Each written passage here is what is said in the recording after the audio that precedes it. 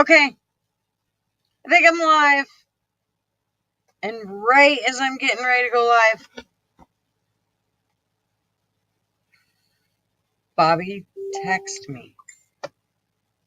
You're headed out for a second. I can't text you, Bob. I'm live right now. They're here. All 6 of them. So,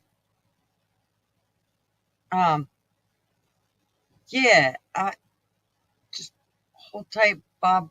I'll text you in a minute because I don't have your phone number in my phone, so you have to wait. Why is my... Okay, wait a minute. Okay. So, howdy, everybody. Let me start by saying Sugar Britches gets the booby prize. Looked like Fly Crew answered second.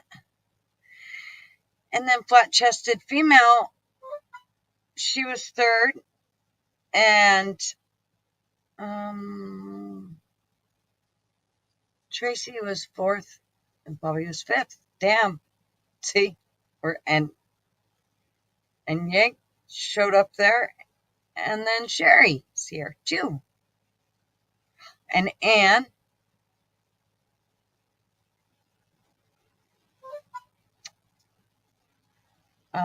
And now my phone's going to start going off. Because it's 6 o'clock and everybody does their lives. Okay. So,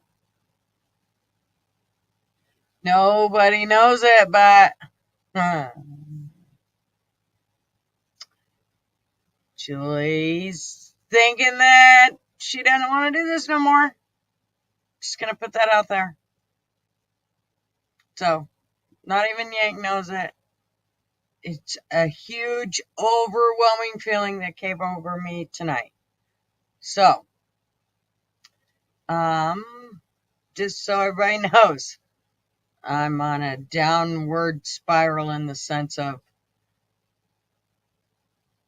to continue the YouTube page. And I know it sucks because Yank is out and all of that, but sometimes I feel like we're doing this I don't know that we're really getting through. I mean, I don't know that. And I hate saying that because the ones that are here are important. But it almost seems like it could be fruitless. So I'm just going to say that, and it's not like I'm saying for sure, but I got to tell you guys, I'm a little flustered. No, I'm a whole lot flustered. So, in saying that, I don't even know if I could talk about it anymore right now. So, but, just so everybody knows, I did mention it to my son, who told me, absolutely not, Mom. I don't think that's a good idea. But we shall see.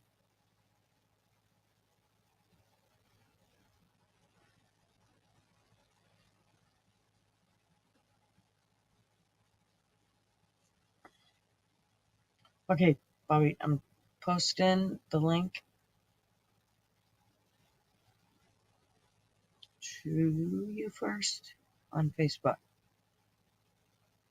So, I thought I already posted it to you. I don't know why. Maybe it's on your other page. I don't fucking know. So, okay. I hate putting downers on this shit, and poor Yank, I just fucking blew him probably completely out of the water, but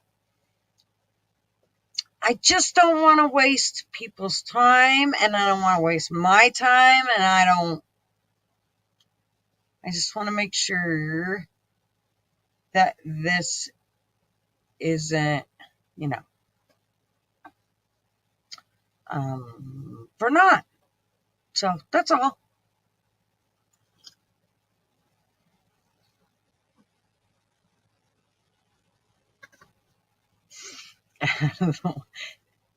You're funny, Fly. Okay, so you can tell I'm serious because I mean, I don't normally do this shit, but I'm frustrated, okay? And it's not because, well, it is partially because Yank's not here, but it's not just that. It's, you know, I don't know. I probably did a dumb thing. I looked at the analytics, all that shit, and, well, I wasn't impressed. So I shouldn't look at those things, which is something probably a more experienced live streamer would say is don't fucking look at that shit. Okay, so I don't want a pity party. Let's stop that because I shouldn't have even said anything, but I'm very frustrated. But let's I mm,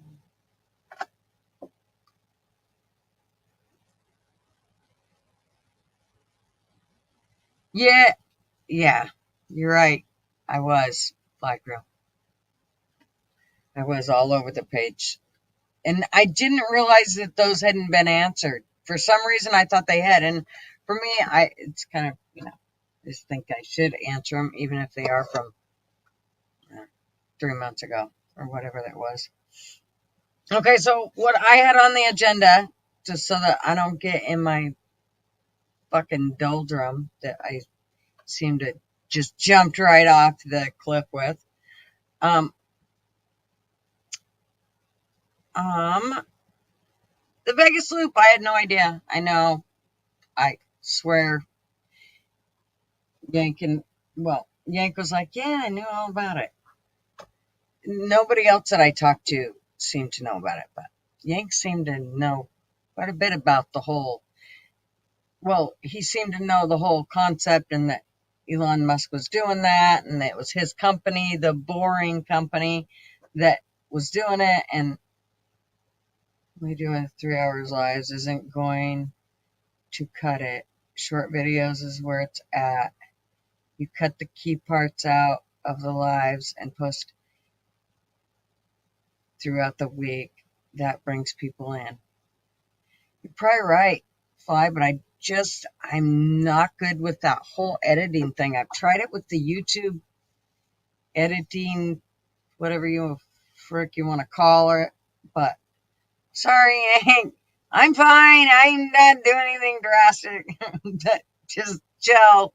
Love you, Yank. Everything's good. But you have to run back to work in 30 minutes real quick. After that, I'll hop on if no one pulls up their big girl panties. Okay. It's cool. I totally understand everybody. So, the whole Vegas thing was one of the things, and then I'll just kind of run through some of the things that I had thought about after I made the whole notification. The Boston Labs was also on there, but so I don't know. Did anybody know about the whole Boston Labs thing? I'm curious because I had no idea that they had actually came up with something that's 80 times more likely to take us out or some shit. We'll talk about it here in a bit, but and then has anybody heard anything about the Netflix paying somebody some money for, I don't know if it's a funny documentary or what the fuck it is, but the G Word, and it's produced by Obama.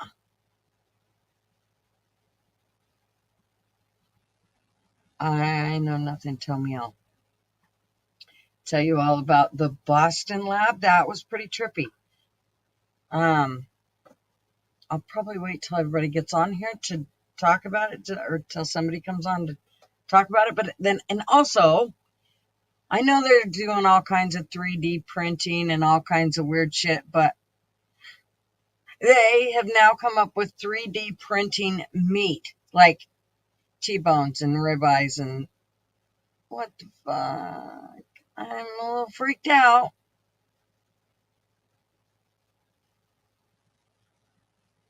So I'm reading that. Just a minute to pop in. Okay. Recycle to make new videos. Maybe I'll invest a pinch of time helping if I can do it relatively easily. Dude, I would so be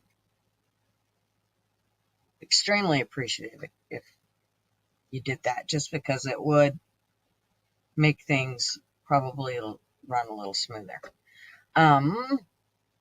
Thank you, Austin.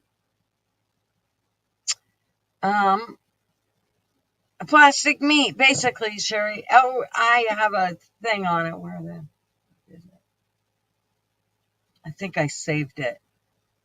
Okay, so some of this shit I'm getting off a fake book. So let's remember it's fake book, right? Know that shit is. And I think I can actually show this because it's on Facebook, right? Can I without getting a strike, or do I did you see I put what I put in? I put a copyright because I knew I was going to post something and they were going to try to get me.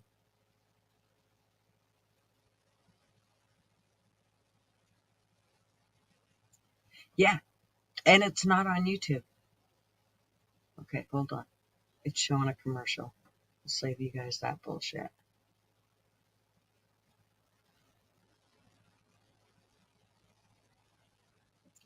It's just disgusting. Okay. Oh, whoa, shit. Okay, it's almost 4 minutes long.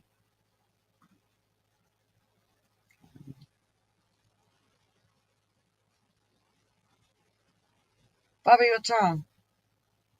Where the hell is the link? I posted it to you on Facebook, Messenger. Just a minute. Fuck. Okay.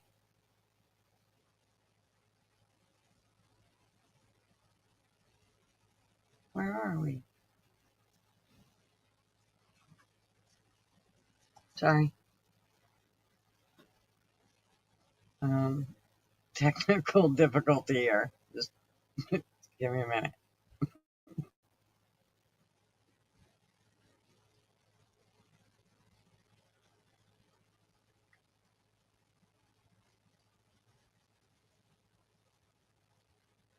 What do you mean you can't keep watching like this? Because I'm fucking up so much, Hank?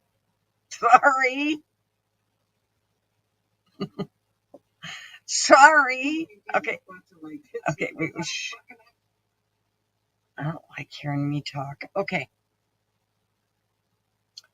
Okay. Just a minute. I'm doing it, Bob. I'm doing it right now. Copy. Oh, fuck. I still have to go clear over to the Yank and Gutter channel. Dang it. Okay, I'm doing it.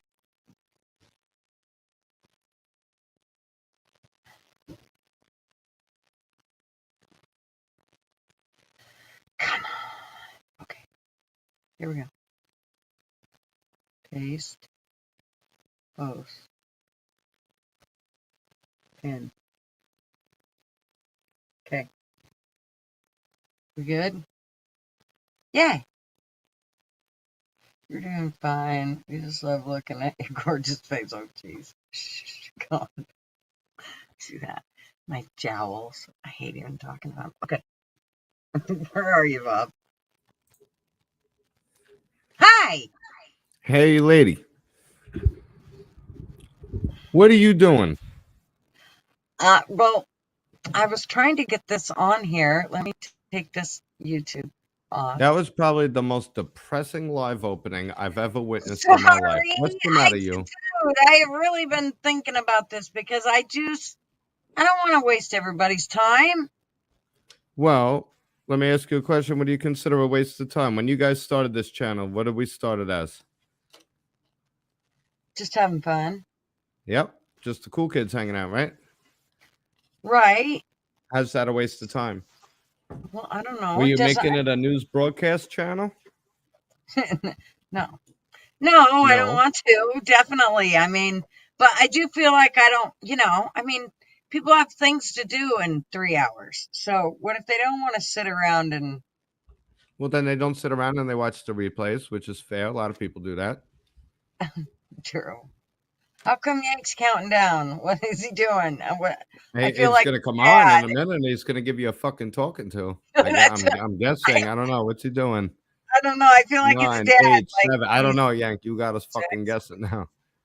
Look, But see, he's at 6. first of all, we're the cool kids hanging out, right? We're a sublet of Rick's channel where we get together and we talk about all kinds of shit, right? The hangout session. How do you waste people's time? You remember hanging out as kids? Not everybody hung out all the time. Right. And then some people would feel like they missed out. At least here, you can go back and rewatch and hang out. I don't think it's a waste of anyone's time. Did you want to turn it into a news channel? Is that No, what you feel like no. you're lacking on? No. What upset you in the analytics? First of all, was it views, view time, growth? What do you even care about that? It was the views.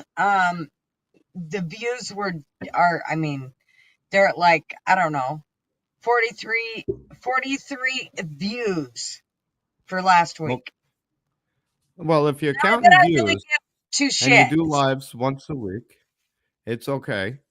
I mean, 43 views in a week when you do long streams, that's fine. But remember what the goal of this was hanging out, cool kids hanging out. So you can't get discouraged. You know what you have that many YouTube channels as my own lack is consistency. You're here every Tuesday. I know. You know, and up until Yank started fucking around with hurricanes and parachuting through Ian, you know, I just came on at the end hour as your political pundit. You know what I mean? That's all I was. There he is. Holy shit, he survived the fucking storm. See, that's what I'm talking about. Why would you even tease her like that? Oh, I guess his internet is still internet's still fucked up. I made it. What's up, people? I have internet. As of this evening. I want to reach through the phone and kiss you. Oh boy, here we go. See, right to the gutter. That right was to the gutter where I belong. All right. Hi guys. Hey everybody. Hey, Yank. I missed you. Welcome home. Thanks, Bobby. I appreciate it. Oh my gosh. Oh, I'm so glad to be back. So what are we talking about, guys? Gutter wants to quit. Gutter wants to quit the channel. What? Why? Because she feels like she's wasting people's time. Well, no. Not at all. You come here because you want to be here. If you don't want to be here, if anybody doesn't want to be here, they're free to leave. True. I come here to talk to you and talk to Bobby and talk to Kaya and talk to Flat-Chested Female and talk to Bobby and talk to Austin. I mean, I talk to everybody. So Wasp, Leah, that's why Sherry, I come here. Fly Crew. No shot, Tony. Yeah, everybody. I know. Hi, it was stupid. It was absolutely stupid for me to even say it, but I was just what happened. Voicing some frustration. It was what happened. Here's what I did. I did something really stupid. I looked at the analytics. It's not stupid. Okay. And well, I believe Yank's done it before too, and he's went, oh fuck. Well, you expect a hangout crew to just explode overnight? The consistency will grow. Remember, I only have a few hundred subscribers. I've had my YouTube since 2011. Okay, if we went out with a niche and really put everything into it, and you wanted to grow and you were disappointed, that's one thing. You got over 100 subscribers in a few months just hanging out, shooting the shit. Right. Yep. Remember that. This is a shoot the shit show. Shoot the shit. That's what this is. Right in the this fucking isn't forehead. This isn't I'm going to teach you something. This is like, what the fuck is anybody else doing on a Tuesday night? Want to come hang out and we'll just shoot the shit? No, I know, which is why we made it for a Tuesday night, which is why we tried not to make, we were trying not to get right in the spots that people would normally want to be out and about and doing things. That's why we Right. picked, Yep. Tuesday was kind of a good one. Well, And also, I think I think Tuppy had already kind of picked Tuesday. Yep. And then it kind of flowed over into, you know what, it really does just work. Yes. I think Austin just said you hit 140 subscribers, and we've only been doing this. Not even a year. You've only been doing this how long? I was just a closer. I would come in, go on a Bobby's rant, and then That's right. fucking close the show. And you guys started this from literally just what 5, 6, 7 of us from Rick's chat, and it grew. I mean, you're growing at a consistent rate. Yeah, and remember right, what you're doing it for. You're doing it to hang out. You're not. Exactly. Were you trying to start an empire? Because I'll put it to you this way: I felt like I was lacking the past little bit trying to fill in Yank's butt groove. I'm a lightweight, so I hope I didn't mess up your butt groove too much. But I mean, this is how much I want to be here. I had all kinds of notes and stuff ready to go. Oh, then I should I'll leave then and let Bobby take over. Yank, you're here. No, you're staying, you son of a bitch. We missed you. How the hell you doing? Man, how's I am everything good. though? I am good. I'll tell you, it's been a trip. I want to say first a couple things. I want to say thank you to Gutter for putting this on every week without me and scrambling around trying to figure out the topics and what we're going to talk about, and also pulling people in. And I want to thank Bobby, and I want to thank Fly Crew, and I want to thank the many commenters and friends we have in here who kept the chat lively and hung out. And who? Wasp. Oh yeah, Wasp. That's right. Yep. I mean, the unbelievable amount of support that you got, and because I was absent for Jesus, I don't know, man. It was like 3 weeks, almost a month. 3 weeks. Yeah. Almost. I was. It made me feel good, and even though all I could do was watch on my phone and watch the little circle thing buffering, I'd get like 15, 20 seconds of video, and then it would buffer for like a minute. And then I would get 15 seconds and buffer for a minute. So I wasn't even able, but the chat was able to, for some reason, the chat function still worked pretty good just using the cell phone. Right. So I was able to at least hang out with you guys, but I was watching the comments and I was seeing the things and people wishing me well and thinking about me and all that stuff. Man, I appreciate it. I appreciate it so much. And I am so thankful that you kept it going, Gutter. You did a fantastic job keeping this train on the tracks.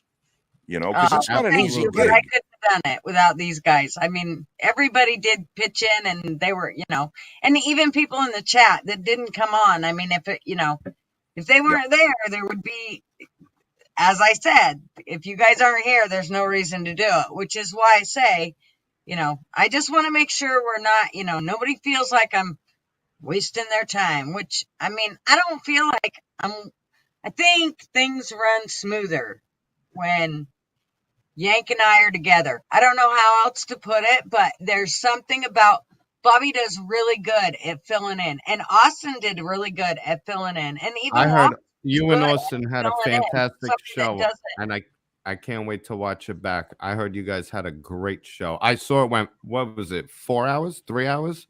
Yeah, you guys had an extended show. It was a long one. That was going to get cut early, right? If I remember correctly, Gutter, you were going to cut it early.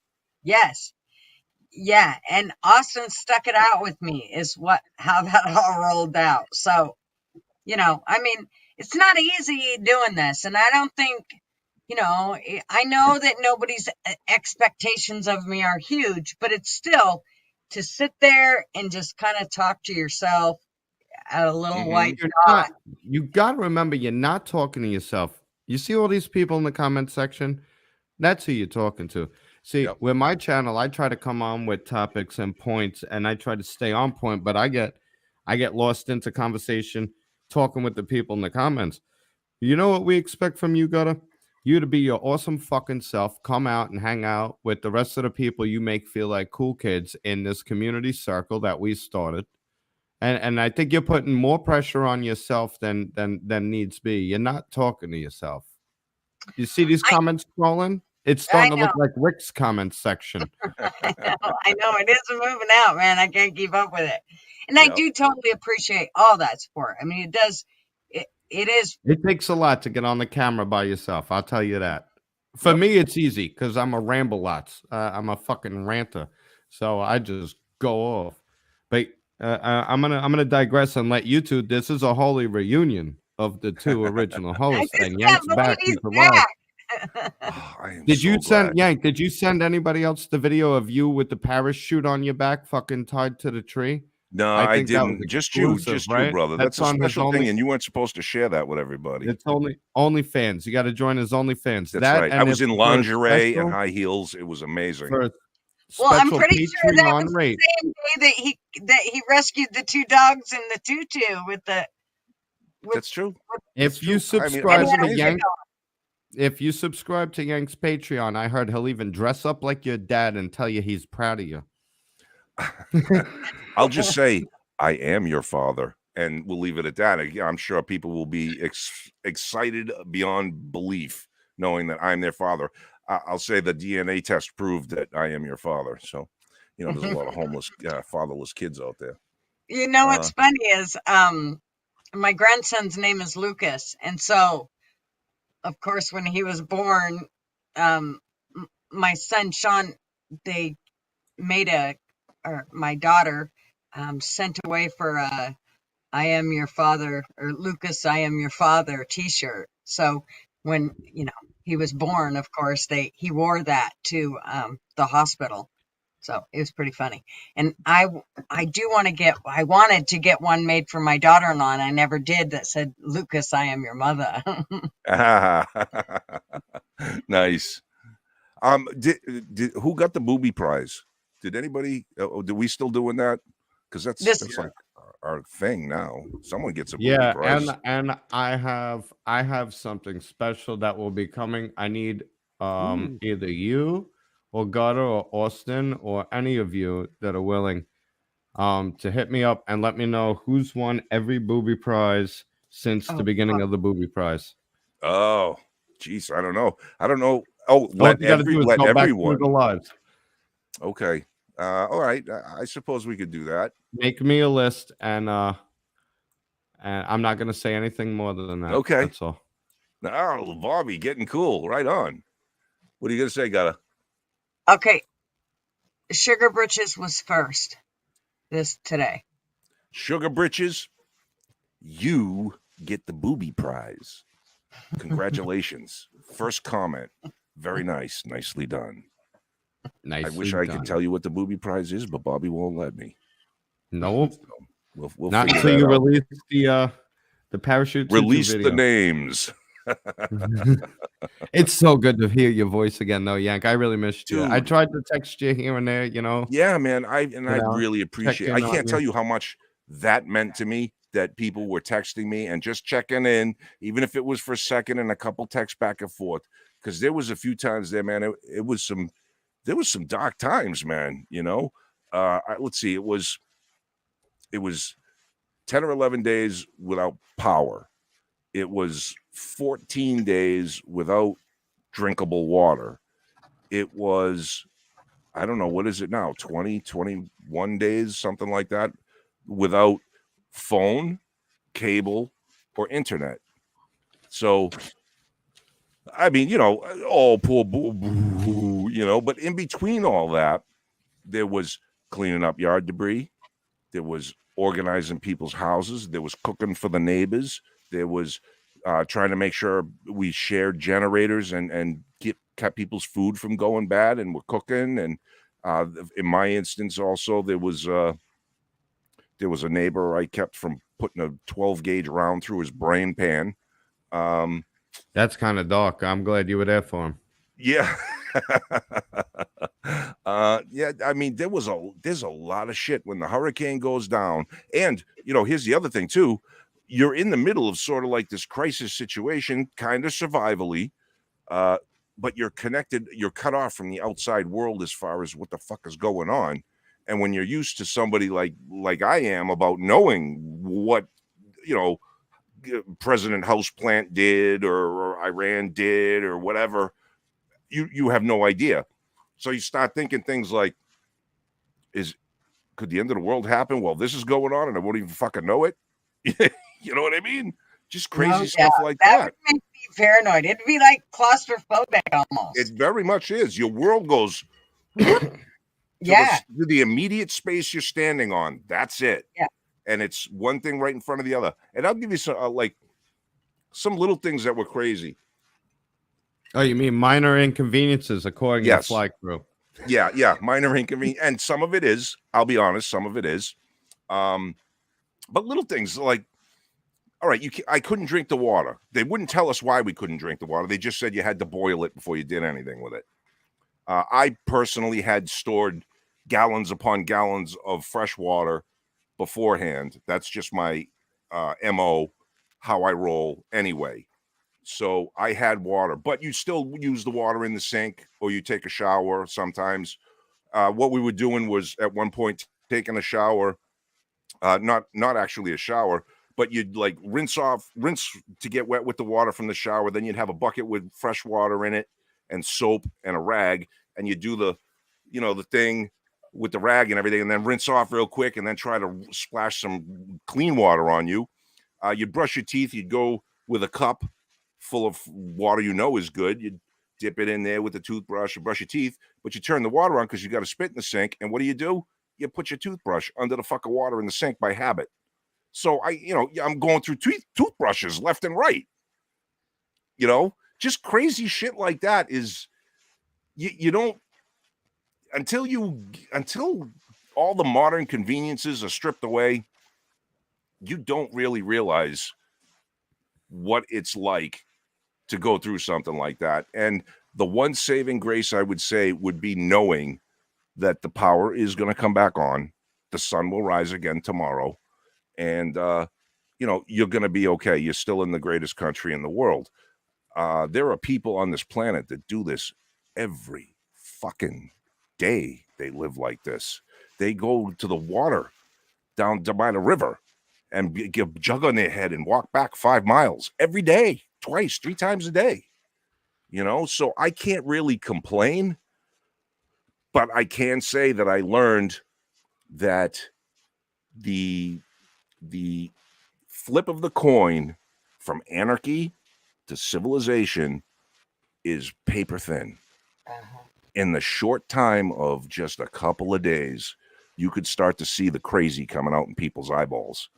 I wasn't really ready to come on tonight. I saw that I had internet and I was like, I don't know if I should chance it because, to be honest, it's band-aided. This whole area is band-aided as far as the electric is concerned and everything. If it rains, my electricity goes out for some reason. That's spooky. The cable that they have is coax, just the coax cable, like that you go from your your modem or whatever into the wall. They have that stringing on the telephone poles rather than fucking big wire. So I didn't know how long it was going to last. I wasn't really prepared, but there's a lot of things that I want to jot down and have a good conversation about survival tactics, about the mental processes, about where your preps, and even if you are a prepper like I am, you come to realize what you are lacking, where your weak spots are. And one of my biggest weak spots, I've got to say it, and I'm not proud of it, was me. I started to crack with things. I started to lose my patience. I started to get short with the people around me that I love or that depended on me. I didn't want to hear their bullshit. I almost got dictatorial is what I got. I got like, do this, do it. And don't ask me fucking why, just, you got to do this because I'm doing all these other things. You have to do this. Well, but I don't know. I don't care. Go ahead. Before you get too hard on yourself, what I am going to say is in a crisis situation, someone's got to take the lead role because everybody's going to start to lose their mind and crack. Yes. Somebody's got to remain structured under pressure. And I went through a few hurricanes and we went a week, 2 weeks without power. And I was just like, listen, if you want to be under this roof or where I'm at, I'm calling the shots. This is what we're doing, and at least they had someone to turn to, and everybody is getting frustrated. You're living without what you're used to. Yep. Okay, you know what I mean. It's compromising for everybody, so everybody's getting short. That's completely understandable.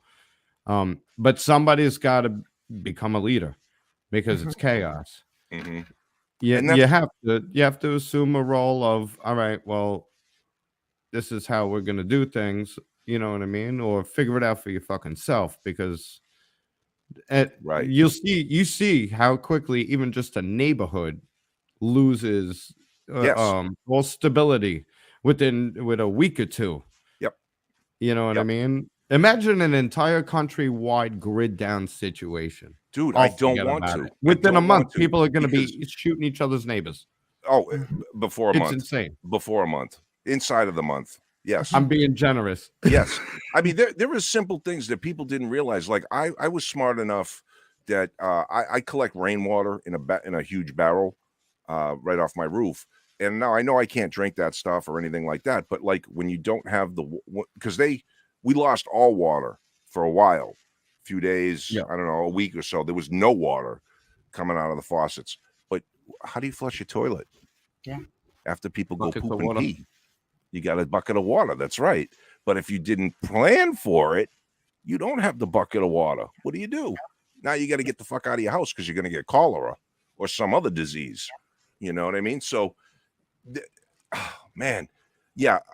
Like you were saying, as far as, lead or follow or get the fuck out of the way. I'm a type A personality, get it done, got to do it. And I was going to the point where I was basically, by the end of every day, falling on my face, dead, just exhausted and, sunburned and the whole 9 yards. And I couldn't sleep at night because it was too hot. But we were lucky in one fortunate way. It wasn't as hot as it normally is. So we got you had right after mentioned the that in one of hurricane, the we had messages. a little bit of decent weather for about a week, and that really helped out. But yeah, I mean, I'm it's a personal goal of mine to try to be more empathetic with people. Like a lot of the times if I have a friend or something who is telling me, oh, my wife or this, whatever they're talking about, I tend to kind of like, I'm there looking at you, but my mind goes, and I start to drift off. So I try to understand. I'm trying to make it a personal goal to understand where other people are coming from a little bit better. But there definitely is a very thing where. empathetic. What's that? You were very empathetic with me with the Amanda situation. Well, okay. Well, you were there's one a of the perfect few who reached out. example You of. got a big heart. The problem is you're in the middle of a crisis, and most people are idiots. Well, So and Yes. here's the thing is, Yank, I think I would be kind of a lot like that where my nerves would get the best of me. And so I would have no patience with anybody. And instead of listening, which could probably save me time and among other things, maybe my life, if I actually was patient and listened to them, I might actually, learn something from them. And instead, I would be very short and like, I don't have time to listen to this shit, Mhm. instead of Mhm. listening to what they have to say. So I think it really kind of boils down to number one is you better figure out a way to get calm because Yes. you can be calm and still get shit done quick, but you can't be a spaz and get shit done because That's yes. Yes. you'll shut down. I may sneeze here. Hold on. I think I might be coming down with a cold because everything's over and I'm kind of like Mm-hmm. I'm physically down. So I may be. If I sneeze, I apologize. well, with stress comes weakened immune Yeah, systems, and yeah. I've been taking vitamins and stuff to try to keep myself up there. But yeah, it's been a lot. I'll give you a for instance. Well, I happen to also live in a neighborhood that's kind of there's a lot of retirees. Mm-hmm. So as far as like usefulness in situations, they're kind of not. They're almost a burden. And you kind and I am a very logical person, and I start to say, you know, things like to myself, I don't say it out loud, obviously, but like people are just living too fucking long. You know what I mean? Like, okay, in a grid down situation, I can't have these people on my coattails because they're gonna pull me down because I'm too busy trying to help them with stuff. And the sad thing was, the guy I wanted him to step across the street and come confront me. Well, I'll get into that story, but he's a younger guy, and I wanted nothing to do with the younger people. So I'm officially old, right? You know what I mean? Like You're I showing didn't your want age, any. man. Yeah, man, I didn't want to be around the young people because they were like hooping it up and kind of partying, and everything was loose, and you know, fuck it, and you know, we could fuck around because now there's no law. You know what I mean and stuff. And I'm like, hey, man, this is the wrong fucking neighborhood. You know, don't play that game. Mhm. So it was just, there's so much to talk about. Let me ask you a quick question. Sure. Did you keep a diary? I did not. I should have. That would have, yeah, a journal of every day where it would have started off one way and then it would have all been chronicled. I know Yeah. it's an afterthought in hindsight. No, it was a thought during. It I was a should've- thought during. You know, as far as like a written diary goes, no. If I had been on Facebook, if I had access to the internet, I probably would have been doing that. And the other thing was my phone. I ran out of memory space in my phone to make little video vignettes. And what are you holding up? Oh, yeah. See, I don't do the Pen and paper shit. paper, bro. I got notes going all the way back to when I started. If I would have done this during my wife's cancer thing, I would have a novel by now. But I learned to write it down day by day. This goes nowhere, and you have an infinite amount of storage. Yes. Yeah. Next time, and you know there's going to be a next time. You live in fucking Florida. I know, man. I know. But I'm gonna step back. You finish your thoughts, and I mean, and I don't. say gutter's moving. So, well, Chief just asked if you had a generator, and I already know the answer to that. He does not, but it is definitely something that Yank is going to be getting if he's going to Already continue. taken care of. Already taken care of. Have one in the garage. A 5,500 watt generator. Yeah. All right. Yep. Paid $100 for it. Fuck Oh, yeah. there you go. All right. Yep. So you can't go wrong with that. Right. So I'm Good. good. What there. kind is it? So, It is a Troy built, I think. I Okay. think it's a Troy built. I forget. Off the top of my, I've had, How like I big said, is my the head air has been tank? swimming for 3 weeks. 4 I know. weeks, actually. Now I'm giving you the fucking ones, and you got to be on the ones and twos. What's going on? Interrogation time. How big's the tank? I think it's about 5 gallons. 5 gallons for a 5,500 watt. It's a big It one. gives you what, about 9 hours of runtime at peak? I didn't run it all fully. I don't know. I bought it off my neighbor. Send me the info on it, and then I will. Believe it or not, Amanda's down in Florida. I'll be going down to Florida soon as No I can shit. take my first vacation days, and I'll help you set up an emergency hookup to your house. Ooh, dude. Let me ask you a question. If I get a 5,500 watt, will that power my AC? Will that power my house? Depends on the draw of your AC. I mean, we'll figure that out. I know I got a 220 outlet on it. I got a 220 outlet on it and two 110s. 4 actually. It should be or fine. 120s, I mean, whatever you call them. Depending on what your condenser draws and shit, like the AC for my whole RV and shit's like 1,700 watts. So I mean, I could run my fridge AC and microwave at the same damn time, and that's 5,500 watt. So we'll see what it draws, and you just do a little bit of math. All you do is when the AC is running, you don't run the microwave. Yeah. Well, like I said, even if it can't turn the AC on, I can turn a fan on. You know what I mean? I could turn a light on. You should be able to run the AC. But are you going to run the AC, the microwave, and everything all at the same time on a constant? No. You'll be all right. No way. Yeah. But if you could help me I doubt your air conditioner takes 5,500 watts. Yeah, I wouldn't That's think what I'm so. saying. So you should be able to run the AC, and then you turn the AC off when you want to microwave something. You understand what I'm saying? Yes. Yep. So now we have a generator. Now I want a solar one. Yeah, the solar. They're what, Bobby? They're Talk. inefficient. They're like a 40% efficiency rate. I'm not saying solar is like it's worthless. I'm just saying the solar generators aren't going to run your air conditioner unless you get like Right. okay, Right. So, all right. I have to. I'm sorry. Go ahead. but I want it kind of as an extra, like An add-on. Yeah. right. Yeah. So even like with an RV, Bobby, isn't that something that would benefit the RV in the sense of it could continue, especially if you're in sunny areas, it Yeah. will continue to Yeah. recharge. Oh yeah, no, 100%. It doesn't hurt to have a constant trickle charge going into the battery bank. Hmm.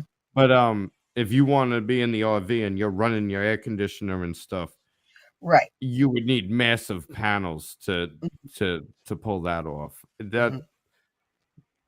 That's more or less to keep the battery bank always trickled, Right. you know what I mean? Cycling Right. the batteries and then whatever your battery bank can hold. Now, if you build a stellar battery bank, Hmm. I mean, but that's going to kill you in gas with weight and room. Mm-hmm. You know what I mean? Yeah. Yeah. The solar, you get what you pay for as far as panels. And if you wanted to line the whole top of that RV to be able to run an air conditioner, you can afford a whole nother RV for the panels alone. Forget about the transfer switches and all of that. You know, Hmm. like and just give it time. That's one of those things where power to dollar ratio is just going to go down as technology advances. Right. Mm. But you see a lot of these people with the little fold out solars that they bring camping, that's 100 watts. And you're talking about a regular RV AC is at 1700 watts. So you Right. would need, do the math. You would need 17 of those solar things just to run the air conditioner alone at the minimum line. And that's not even the startup rush. You know what I mean? Like Mm-hmm. I think my cranking startup for my AC is like 19 something. But then the Mm. continuous running capacity is like 1750. Mm. So like a 5500-watt generator runs it just fine with plenty of headroom. But solar panels, first of all, you got to think about space. How many can you fit? And then how much are you willing to spend on them? You know what I mean? And to the general public, what's available, they're very inefficient. It is what it is. Yeah, Right. that's kind of what You know Fly what I Crew mean? is saying here. Solar will persist even once the gas is gone, but agree, small and weak. Right. Yes, Yeah. small and weak. I mean, the 5500-watt generator I have, that thing's going to drink gasoline, I'm pretty sure. And I'm Yeah. thinking about getting a small generator, like a really small one, just to run something simple, like a light or a fan. You know what I mean? Nothing Well, major. did you check out the live stream where I spoke about the generators Yeah, and having the two different? Weren't you on with us when I told you about having two different generators? I might have been. I do. That's where I picked it up. Yeah, because you're going to constantly be pushing out that maximum wattage, even though you're not using it, which is going to blow Usually. your gas bill, basically. Or you're going to, keep dumping gas into this thing when you're not even using all that energy. So you're better off having something smaller to just use a couple of things. So yeah, I mean, I have again, both. I learn something every day. So, and I learned that from you. So that's going to be the plan. But at least I have something for next time. Well, Hmm. 5500 watts is more than something. You could backfeed your panel with that essentially, and just take Nice, turns between the air conditioner and microwave. nice. Your TV's not gonna eat on that. The microwave will. If you're gonna run like a washer and dryer, you better shut off the microwave and the fucking AC. You better shut everything else off. But as far as like, lights, Yeah, if you swapped out lights for LED lights, you're talking about what, 15, 20 watts of light. right. You can light up your whole fucking house. You still got a lot of fucking leg room. You know what was crazy? My neighbor, the older lady, she had a generator, and what we would do was we would run extension cords from where she was on the back of her house, the lanai, into her house to plug into her fridge, and then would get hers cold, and then would plug in mine off her generator. And in the morning, I would cook food on the gas grill and bring it over to her, and we would have breakfast over there. But we'd try to have coffee and make it seem normal. Well, she had one of those Keurig things, the 1 cup of coffee things. You put the coffee thing in, and it makes a cup. Yeah. You would not believe the draw off a Keurig thing, because it flash heats the water. Yeah. So it uses so much juice. It's like she would turn it on. You would hear that generator, like really struggling to put anything out on it. So, like you couldn't run the Keurig and charge the fridge at the same time. And she had, I think hers was like 1,500 or 2,500 watt generator, and it wouldn't do it. It wouldn't do it. I've decided I'm getting one of those coffee pots that you just put the coffee grounds in. Well, it's got a filter. You put your filter and then the coffee grounds, and then you just pour steaming water in, and it filters it. A French press. Well, a little different than that. This one's not. They have the Italian one, so like percolates, or the French press.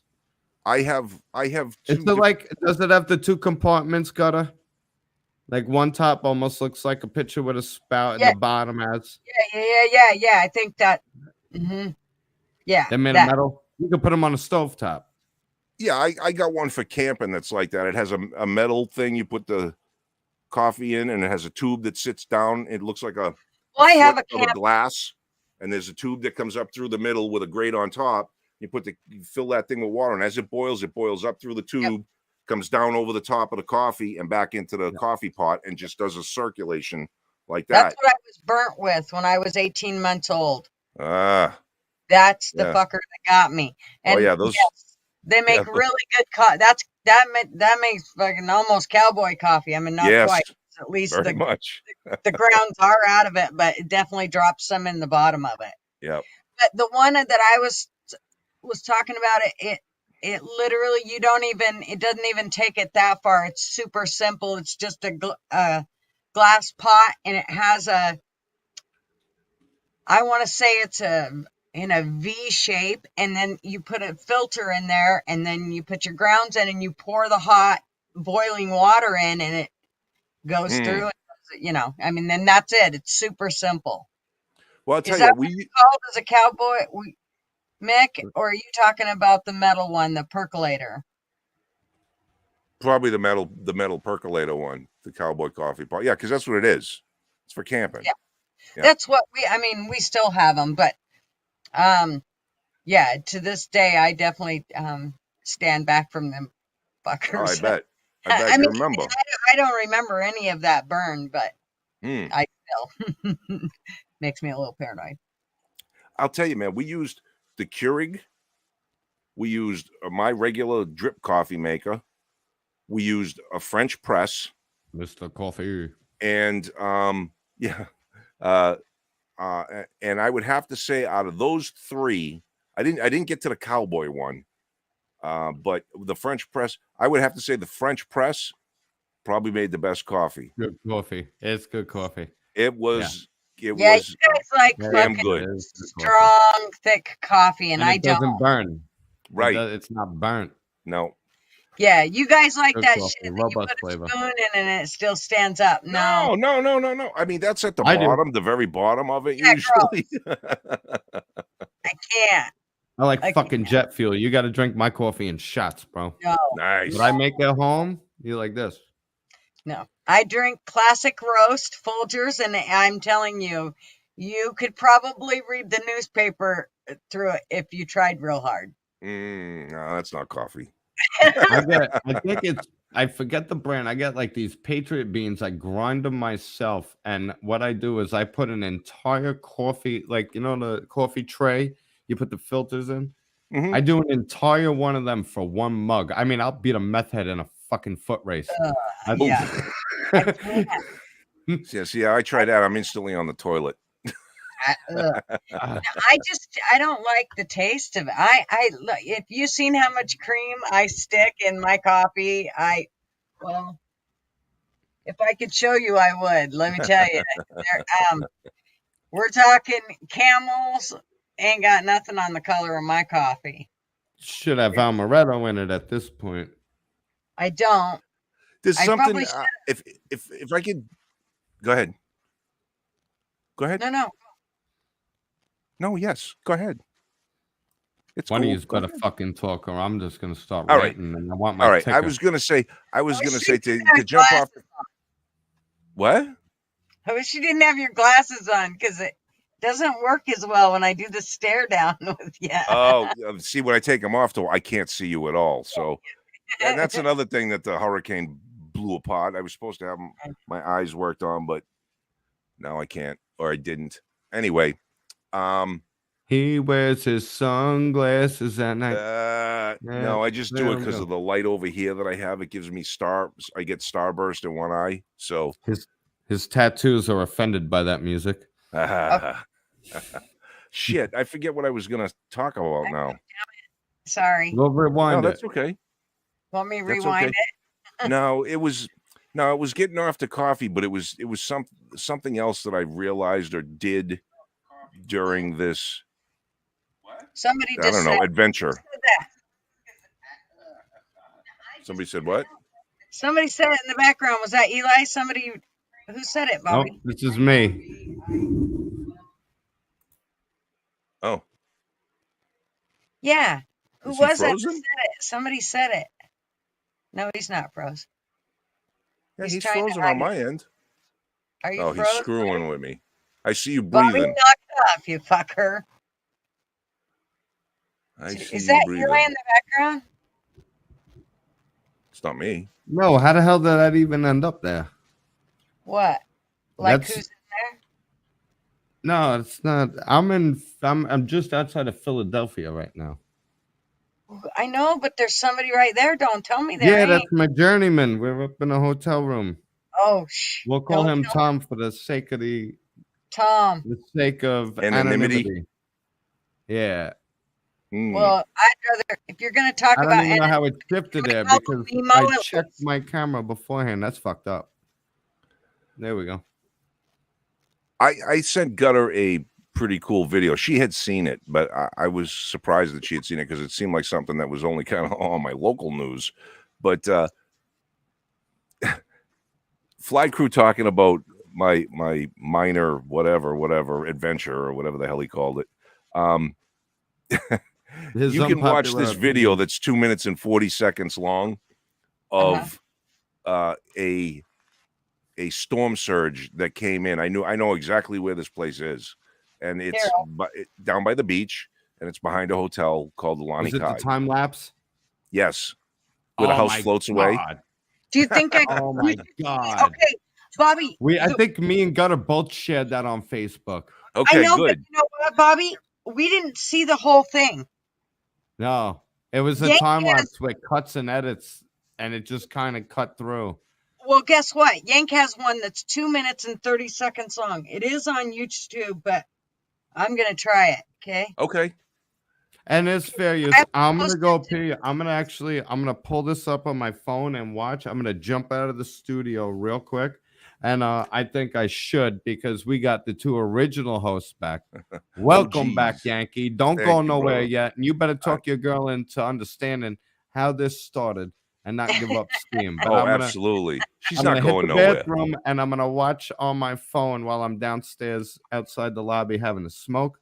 Right and on. Then, I'll be back up to join you because after the week of winging it, the week of letting her down, she had to do it completely solo, and now you're back. I mean, it feels normal again, and I brought all this. There's a lot to fucking talk about, people. Oh, yeah, when you come back, I want to hear what you have because I don't want your hard work going to waste. And you're going to keep me informed because I have no idea what's going on out there. I still don't. So, well, Captain Ding Dong likes his ice cream cones and says that the economy is damn well. It's doing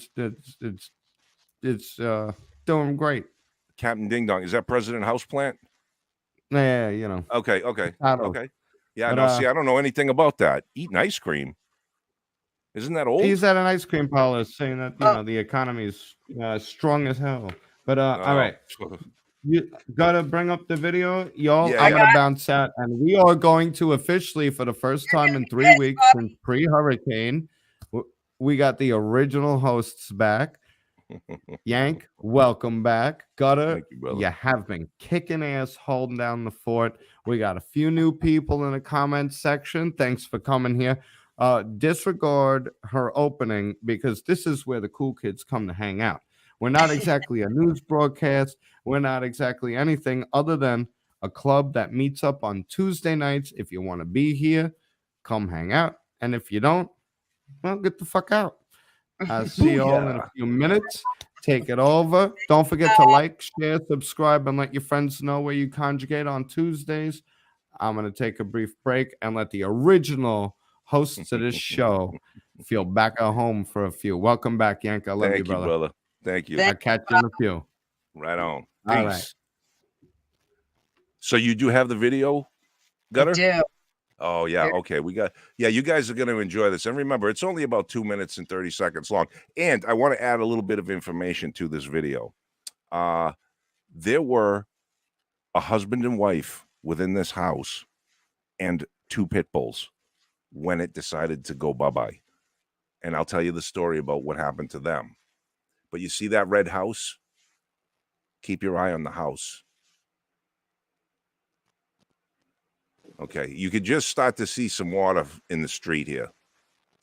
And this is probably 400 yards from the beach.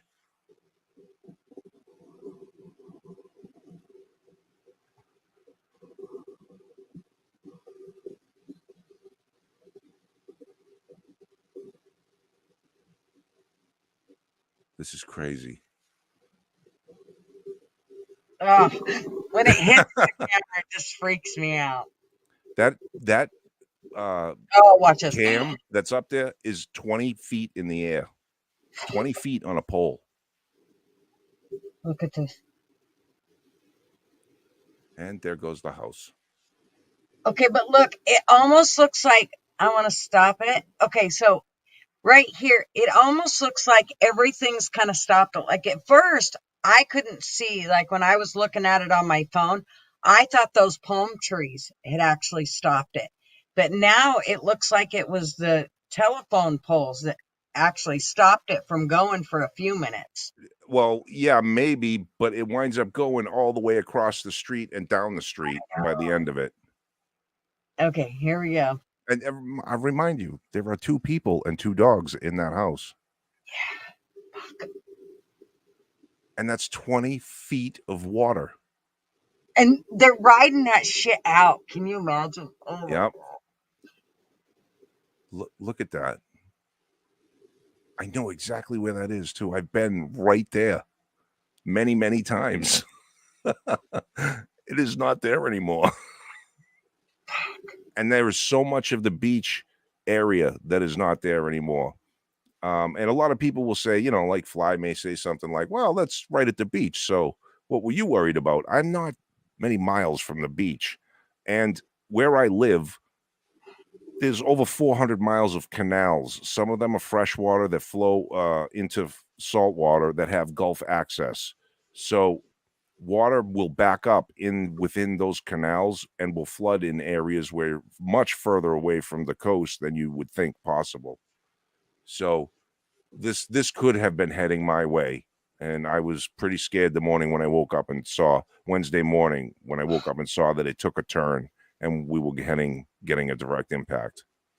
So the people in the house, okay, Lee Sugarbritches was asking, they said, look at that. Just look at that shit. Washed away.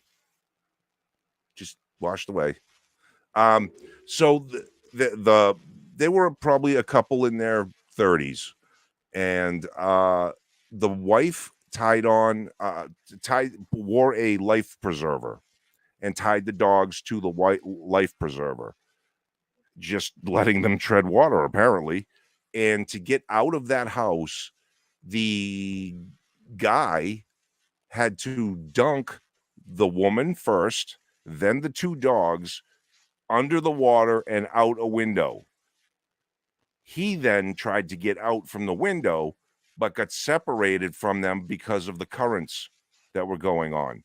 She spent 3.5 hours in a fucking tree with 2 dogs.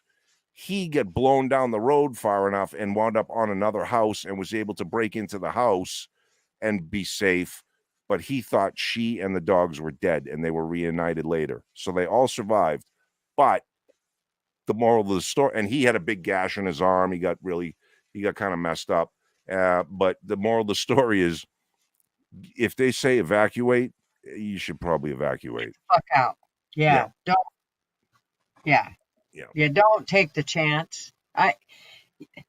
Oh well, you wasted some gas money and whatever going out, and it didn't hit your house. Oh well. At Right. least you know. Yeah, when I went to bed on Tuesday night, I knew I was taking a chance because they had given us A, B, and C zones, and I'm in B or C. Either, it doesn't really matter.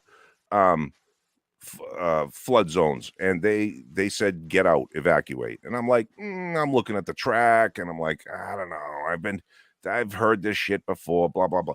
And I woke up in the morning, early in the morning, Wednesday morning, and I saw that the thing had taken a right-hand turn, and it was going to be more of a direct hit. It was supposed to go and land a little more north of me. So I knew I was going to get the bad side of the storm through the whole thing. And I was like, shit. I said to the wife, I said, pack some shit. We're out of here. And we started throwing things in a bag.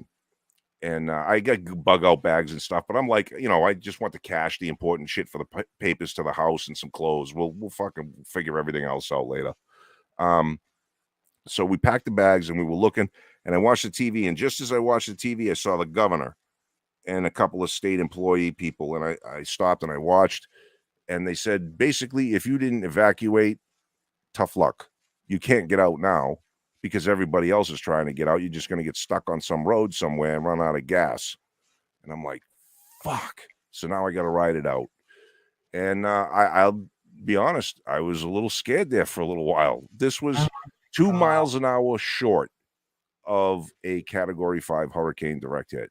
2 miles an hour. So I might as well say, a Category 5. There's no difference. And we had NOAA came in, the National Oceanic and Atmospheric Association, or whatever the hell it is, came in to do an assessment of the area. And we had in my town, in my area, 140 mile an hour sustained winds for over 20 minutes. So that's like being in a Cat 2 tornado for over 20 minutes. And it was spooky. Oh shit! I'm telling you, I'd be freaking out. Yeah. Luckily, I didn't have any damage to my house. Luckily, I just had to have a new roof put on my house at the beginning of the year. I think sometime around April, I think that was. And that was for insurance purposes. They made me, or they were going to drop me. So I did that. I just wish they had kind of waited a little longer because the roof cost me $15,000 to put on. If I had waited till the hurricane came and it blew the roof shingles off, I would have got it for $5,000, because I would have paid my deductible and got a new roof. So, but whatever. My house survived. My board up job, boarding up the windows and stuff like that, did excellent. All my preps held awesome. The food, the water, the gasoline, the propane, all key. And also knowing mentally where all your shit is at in the house, like rather than I have rooms that are dedicated to certain things in my house. So I mentally took note of where everything is rather than trying to pile everything in one place and just be like, okay, I'll just have this one big room chock full of shit. No, I didn't do that. I knew, okay, Tomahawk's over there. This is over there. And because of like you saw in the storm surge video, I had the pull down ladder into my attic down during that storm in my garage. because if things got hairy with the water, we were going to go up in there, and then we're going to have to chop a hole out through the roof after it was all done, provided the roof held on. I mean, it was a lot of thinking. I was so mentally tired. I was mentally tired going into it because the 3 days before, or 3 or 4 days before, I had started getting the house ready, getting the yard ready, picking up all the shit outside, putting it all in the garage, getting everything all neat and organized and all that shit. So I was really fucking tired by the time the storm hit. And then it did hit. I got a little rest during that, but at the after, oh my God, the after it's just the worst. Like I said, you just see the crappiest things in people. You're trying to survive. Everybody's in survival mode. Man, I don't know. I don't want to do it again. I've done it a few times, and I don't want to do it again. Yeah, done. Yeah. So that'd freak me out. I don't know. So what have I missed as far as like the world? You mentioned the Vegas loop. That's a Tesla thing, correct? Yeah, I had it for what I didn't even realize it was going on until I seen a friend that's in Vegas at some convention, and she's like, "Wow, check out this." She posted a picture and showed, "Hey, going through the Vegas loop. So trippy, you know." She said, "I don't know how they don't smack against the sides of the tube." So that immediately intrigued me, and I had to get in there and see what the hell she was talking about. Then I seen it, and it was like, oh, holy shit. Yeah, no. For me, I don't trust. There's no way. It sounds like they fly through there too, and like there's, it's all you got to rely on the computer. Well, what about the day the computer fucks up? I don't want to be that statistic in there. So yeah, I mean, you but could. I got an issue with electric cars anyway. So I mean, well, I mean, you could look at all this. You about could look at they're that. going to go 9 billion miles an hour, and sorry. No, that's fine. I mean, you could look at any emerging technology skeptically, which we all do as humans, right? I mean, there were people that were the cotton gin, you know what I mean? Whatever mechanization of things as we moved into the industrial age, people were scared to death of them. Is this loop thing, which I've heard about Tesla talking about doing this for quite a while in the LA area, I believe, and because unstable unstable ground because they have the earthquakes and stuff like that. I don't think his boring company actually created the loop. They were going to do a hyperloop there. Well, my understanding was the reason they didn't is because they've come up against too many environmentalists. Like they drilled the tunnel, but the environmentalists or whoever are fighting them. So that's that why doesn't surprise me. To get it done in Vegas. I mean, nobody gives a shit about the climate in take Vegas. a gamble, right? You go to Vegas. Well, and nobody cares about the environment in Vegas. Yeah, that's right. You know, if they're going to have a nuclear reactor, that's probably where they should have it. Yep. Oh, Justine's got to leave. Oh, okay. So I understand. Came, though. Huh? I'm so glad she came. It's after 2 a.m. there. Ooh, yeah. Go to bed. Go to bed. And I am glad I'm okay too. Thank you. I'm glad that you cared. It really. I got to tell you, man. People saying, we hope Yank is okay, or we hope you're okay, and people that message me, whatever, any little things like that really lifted my spirits up, and it kept me feeling like I was part of something bigger. Because one of the quick things I wanted to talk about, kind of, and I hate going back to this, we just were talking about the loop, but there were structures, right, which did better, social structures that did better than other structures, social structures. And I noticed that. I do not have children. It's just my wife and I. And so we were our own little group, our own little island, but we grabbed on with neighbors. Right. And then I watched other houses that were just their house, but they had family come in and they would, all pack into the house as family. Then there were friends. Oh, yeah, friends, groups of friends that would get together at one house. And I noticed and then you had the loners. I noticed which groups seemed to do the best at keeping spirits up, unity in movement, and direction in purpose in their actions. The families did the best. Families did the best. Whether you hate your family or not, you know your family. You know how far to push your family. You know what your family will put up with. So, and you know how to cajole and to, everybody kind of defers to there is a natural leader within the family dynamic. So that seemed to work good.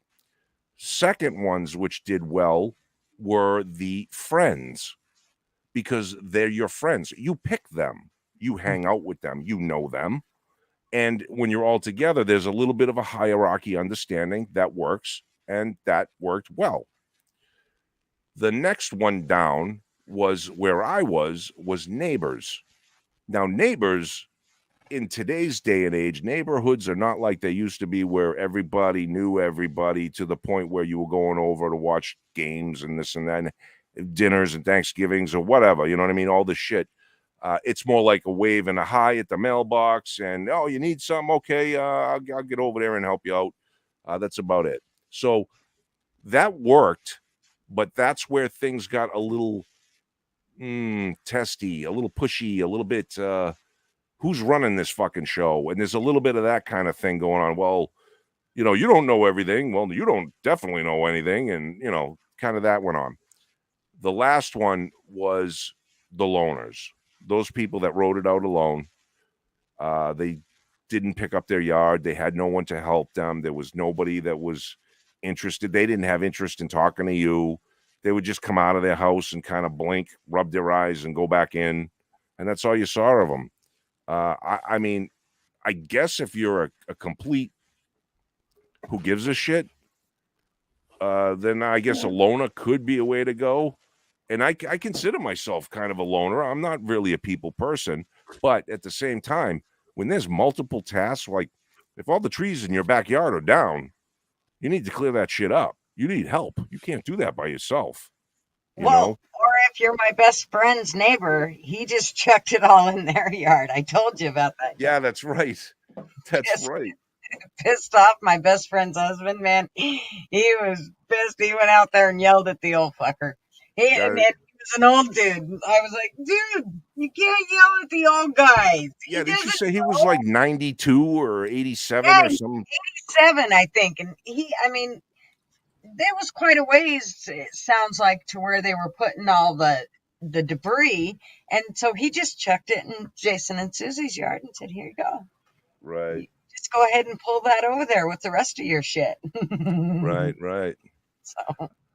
Well, I see Bobby's back. What up, dude? What's up, Mo? Chief asked. Okay. Chief asked if you missed Potato Head Joe went to Israel. He gave a speech encouraging terrorists, and now there's a war in Israel versus Hamas. Is that how you say that? Hamas? Yep, Hamas. In Gaza and wherever the fuck that is. Say that word. Gaza is... No, the other one. Hezbollah. Hezbollah. Yeah, Hezbollah. Yep. Hezbollah. Hezbollah. Hezbollah. Lebanon, and dozens have been killed. Wow. No, I did not know that. Aren't you glad Trump brought all that peace to the Middle East? Oh, yeah.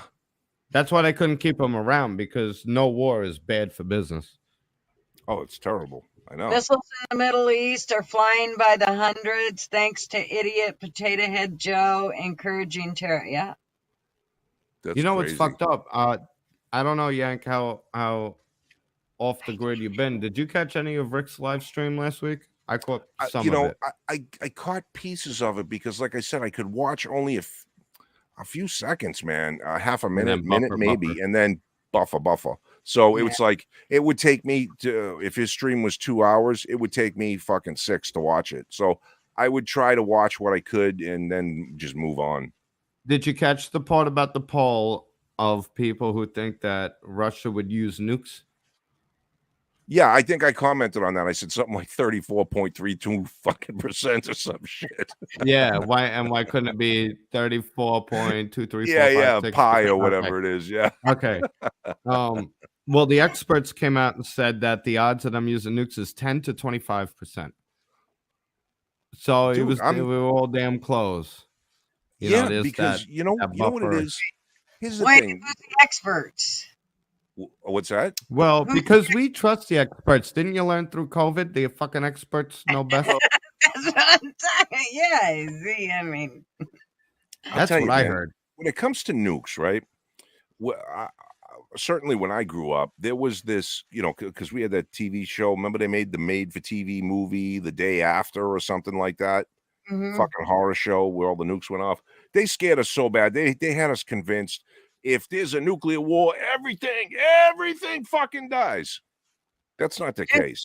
Do you know when I was in 6th grade, Sixth? they showed us the Sixth Mark grade? of the Beast, The Mark of the Beast. the movie that it was called The I've Mark of seen the it. Beast. And it was where you either took the mark of the beast, Mm-hmm. 666 on your forehead, or they cut your head off. Oh, They damn. had us watch that movie. I shit you not. I'm not surprised. 6th grade. They had the satanic panic big in the 80s. I'm sorry, you're not that old. That was a prophecy of the Bible. Yes. It says that in the last days, no man or woman will be able to buy or sell anything unless they're able to receive the mark of the beast. That was from 1997. And Right. people were equating that with credit cards and your social security number and all kinds of shit. Well, which how can. how about implanted microchips? Well, yeah. I mean, we just keep moving the goalposts. Like What is it? How Is it a about brand on AI? your ass? If it's that, then I'll stay away from that. You want something to fucking pucker your asshole? Go ahead. What do you got for news, man? Oh, there's a few. Well, sticking on this subject, we Okay, well, if we're going to stick on that have- subject, let me just say something really quick first with the nuke thing. Yeah. I think that our percentages of a nuke being used are going up exponentially because people are a lot smarter than they used to be, and we're not so afraid, and we know that a limited nuclear strike or tactical nukes in a certain area, but not all our global thermonuclear war is not going to kill everybody. So the chances of someone doing that, the more people who have nukes, goes up. You know what I'm Well, saying? Iran's about to have fucking nukes. Biden fucking gave him a goddamn golden pathway to get fucking nukes. Right. He gave him how many fucking millions and billions of dollars just for the uranium fucking enrichment. Bro, All right. if Forget about that. The Iranian deal, he basically just paved the way for Iran to have nukes. And what do they end all their sessions with? Chance of death to America? Yeah, well, And I then you guess got fucking Kim Jong-un fucking launching missiles again. You got fucking Zelensky telling us and NATO to attack Putin before he can use any kind of nukes. I mean, and you got that madman backed into a fucking corner. If he's going out, he'll take everybody out with him. I don't know who they think is going to take over Russia that's going to be any better than fucking Putin. Yeah, no, I don't know. Yeah. And there's some shit with more revelations about the Biden fucking regime and more money out of Moscow that has to do with $100 million going to the Biden family for land purchases in the U.S. And who else is buying land all over the fucking U.S.? China. Who's backing up fucking Russia? China. Now, I got a whole thing about Ukraine, China, and Russia. I got about a page and a half here. But what we were sticking to with the AI shit, just the AI shit. This if this don't pucker your ass, I don't know how many people heard about this so far, but we have our first ever candidate for political office that is solely AI. Running for office, it's they're running for the Danish parliament, and it is 100% AI. Wow. There's Twitter accounts. I've been posting about this. There's Twitter accounts that are AI algorithm Twitter accounts, and they're exploding in followers. So here's the deal. I don't think it's time to go, okay, when are we all going to get sick of this? When are we all going to get sick of this? Past that. I'm already sick of it. Okay. So Yeah, it's past that. are we just going to continue to set and say we're sick of it? Or are we, here's the deal. Yes. Nothing's going to Here's change the deal. until we finally all get together and go, okay, now let's do some shit. All Because 25 of us. Well, this is the issue. yeah, motherfucker. How are Hey, you going to organize the Million Man March when you look at what they did to the people of January 6th? That's A what I'm mere saying. riot, Yeah. a mostly peaceful protest. You're gonna organize a Million Man March. How are we gonna communicate to make this happen? Well, how the fuck are we without going to start them it? We don't all setting get us up? together and figure something out because we can't do it on lives.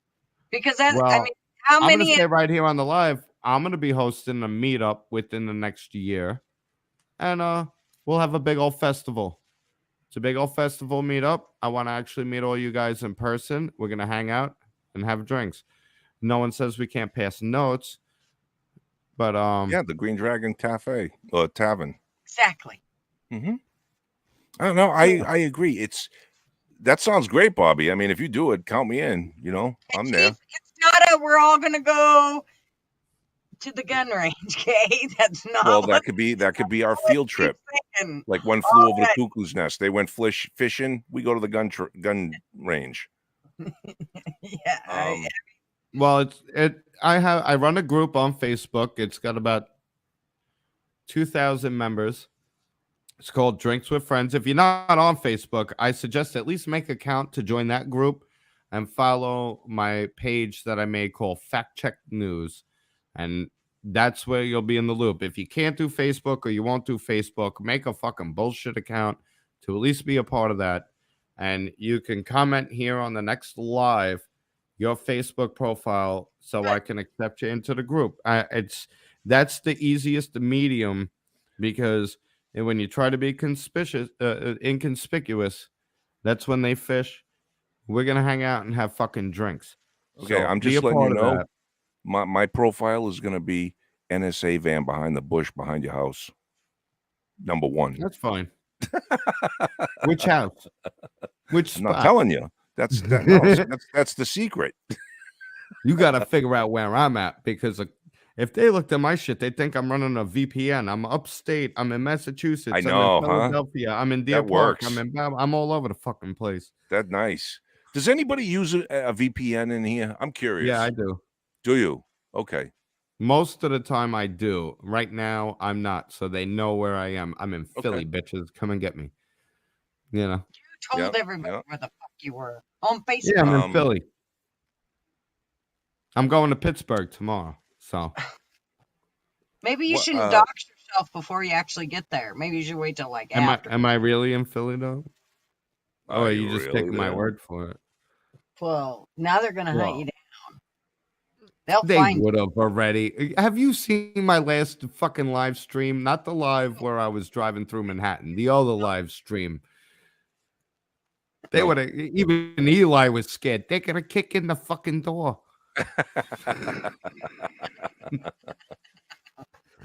That's funny. And I decided to leave it public just to see what would happen. There you go. Fucking crickets. But the AI, we have AI running Twitter accounts. We have AI now running for office. That is fucking nuts. That's scary.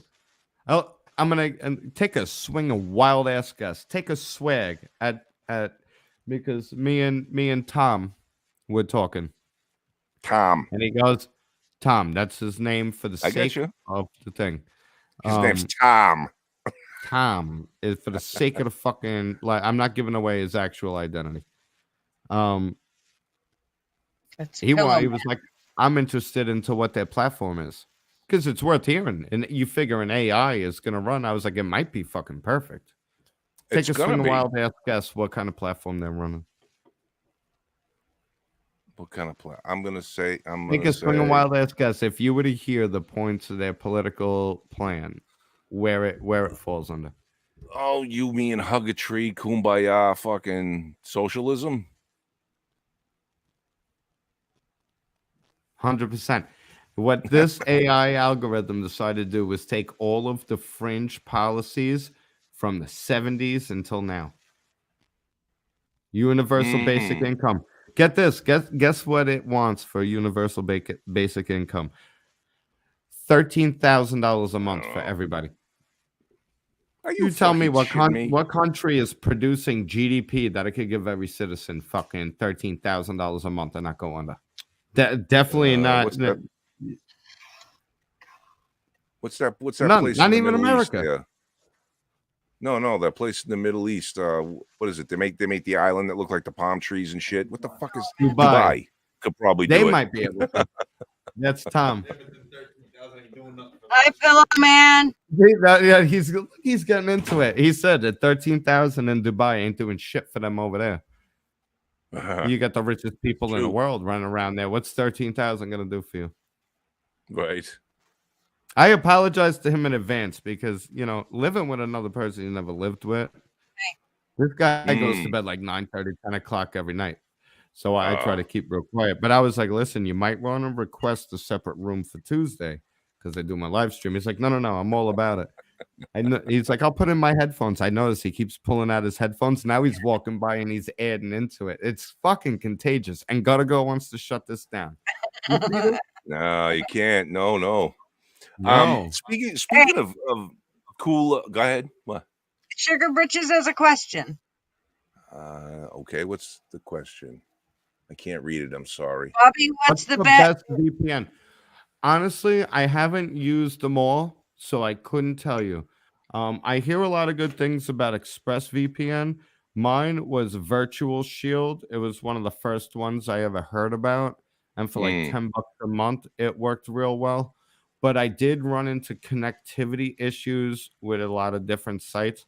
You'll run into that with VPNs. Some websites will not, they won't function great. So at this point, I'm not sure because I really only tried one of the first ones that came out. I hear a lot about ExpressVPN. I hear a lot about what's the name of the other one? The other isn't there one Shark? Something Shark? I think there's a few of them. So honestly, I can't answer that question with confidence. Okay, now Tracy wants to know what a VPN is. So now explain that. Okay, go ahead, Bobby. You got it. You got this. Yeah. Nah. Oh, we missed you so long. I want to hear your voice. Listen, I'm no tech guy, but I guess what it does is it takes your IP address and bounces it all over the world, basically, so that you are never located in one spot directly. If anybody was to try and track what you're saying or doing along the internet, so when you activate your VPN, your IP address can show up in Dubai, in Moscow, in Israel, in Europe, whatever. It just goes all over the place and it keeps jumping around. So, but they say these things are secure and all this. Listen, they don't make anything that the government can't figure out or doesn't already have the keys to. Because if you think you're going to come out with something and they're going to let you bring it forward to market, that hey, this is perfectly safe and no one's going to catch you doing anything. The government is not going to let that happen. They'll go, okay, you could say that, but give us the backdoor password, like they did with the iPhone. Remember, the iPhone couldn't be cracked, and now they got the password because they needed to get into it for some criminal case or something, and they got into it, and now all Apple products, I think, I recently got hacked or something like that. So it's now common knowledge. It's out there. There's a double edge there. So I'm going to interject a bit. As far as with a VPN, depending on them, I can set mine to say what country I'm coming from. So I could say I'm in Germany, I'm in China. And a fun experiment, once you start running a VPN, go to Google, type into Google the same thing, but keep changing which country you're from, and you're going to get a ton of different fucking results. And in the United States, they tend to ban conservative shit. Okay. Change my mind. You could put that up for Steven Crowder. In the US, it doesn't come up like it does if you're in Japan or you're in Germany. you could actually get all of the Change My Mind when you're in Germany. Oh, The very shit about bouncing fucking all around, because that's more of an encrypted service where the only IP address that's yours that can be seen is with the host website that you connect to. It Mhm. encrypts it, so it might give them a bunch of different shit. But as far as bouncing all over the place, that's what we call an onion router, and that's how the dark Oh, web exists. Remember, like Tor, the Tor. onion Yeah, I was gonna router, say. that's Yeah, that's a dark web. 98% of the internet is on the dark web. So when you that's log right. in to Google Chrome and you look up everything you want, remember that's only 2% of what's on the internet. Right. Okay, it's insane what It's you can literally an do, iceberg. and the government cannot get control of that because remember, they shut down pipelines. They hacked our Yes. fucking pipeline and got paid in Bitcoin. So the government isn't as there's they have technology that they don't want to release to the public. Correct. But at the same time, they want to make it seem that they're bigger and better than what they really are. Otherwise, the black market, the mafia, the dark web, the cartels, none of that, the terrorists, none of them would get away with anything. And they do on a regular basis. Remember, 95% or 85 to 95% of murders go unsolved. But you That's watch right. forensic files and you're going to think that you leave one pubic hair on a floor in a fucking hotel and they're going to trace it back to your great grandma's house where you stayed for a week. That's not the fucking case. So it's all a big fucking show. With onion routers, that's different. That's what scrambles it everywhere.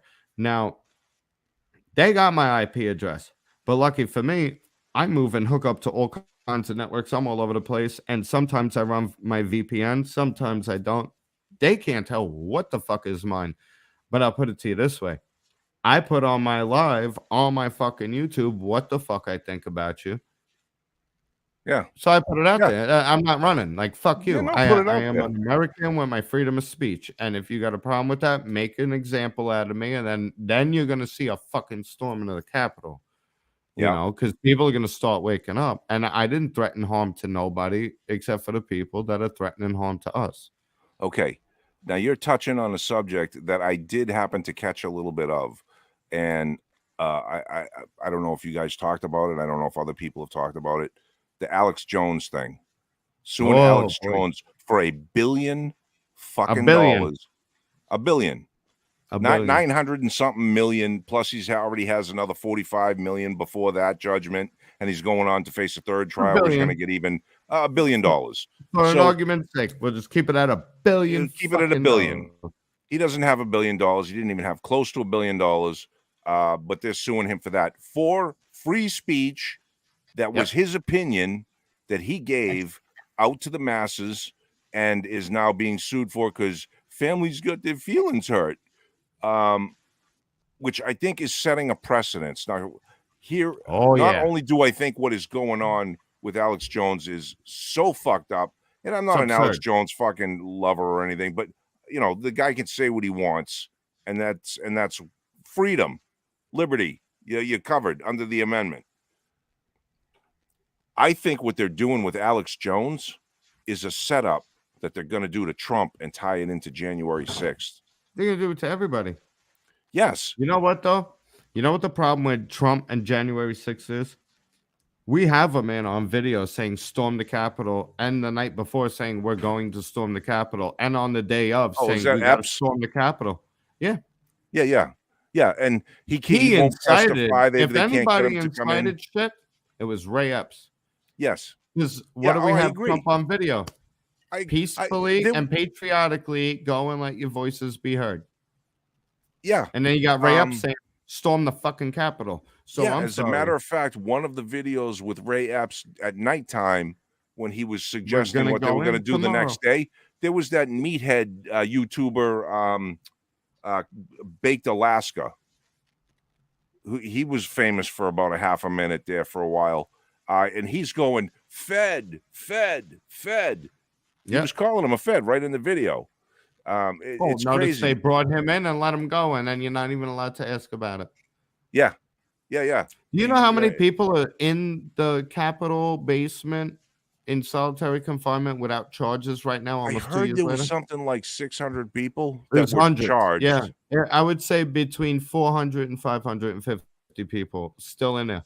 And did you know that I think 45 of them started pleading to the government to send them to Guantanamo Bay because Well, I the mean, hey, conditions can you in the blame them? At Capitol were so Guantanamo fucking bad? Bay, they turned that place into a nice little Imagine health that. club Well, I want to where go they to have a soccer Guantanamo. field and all kinds of shit for everybody to play around on.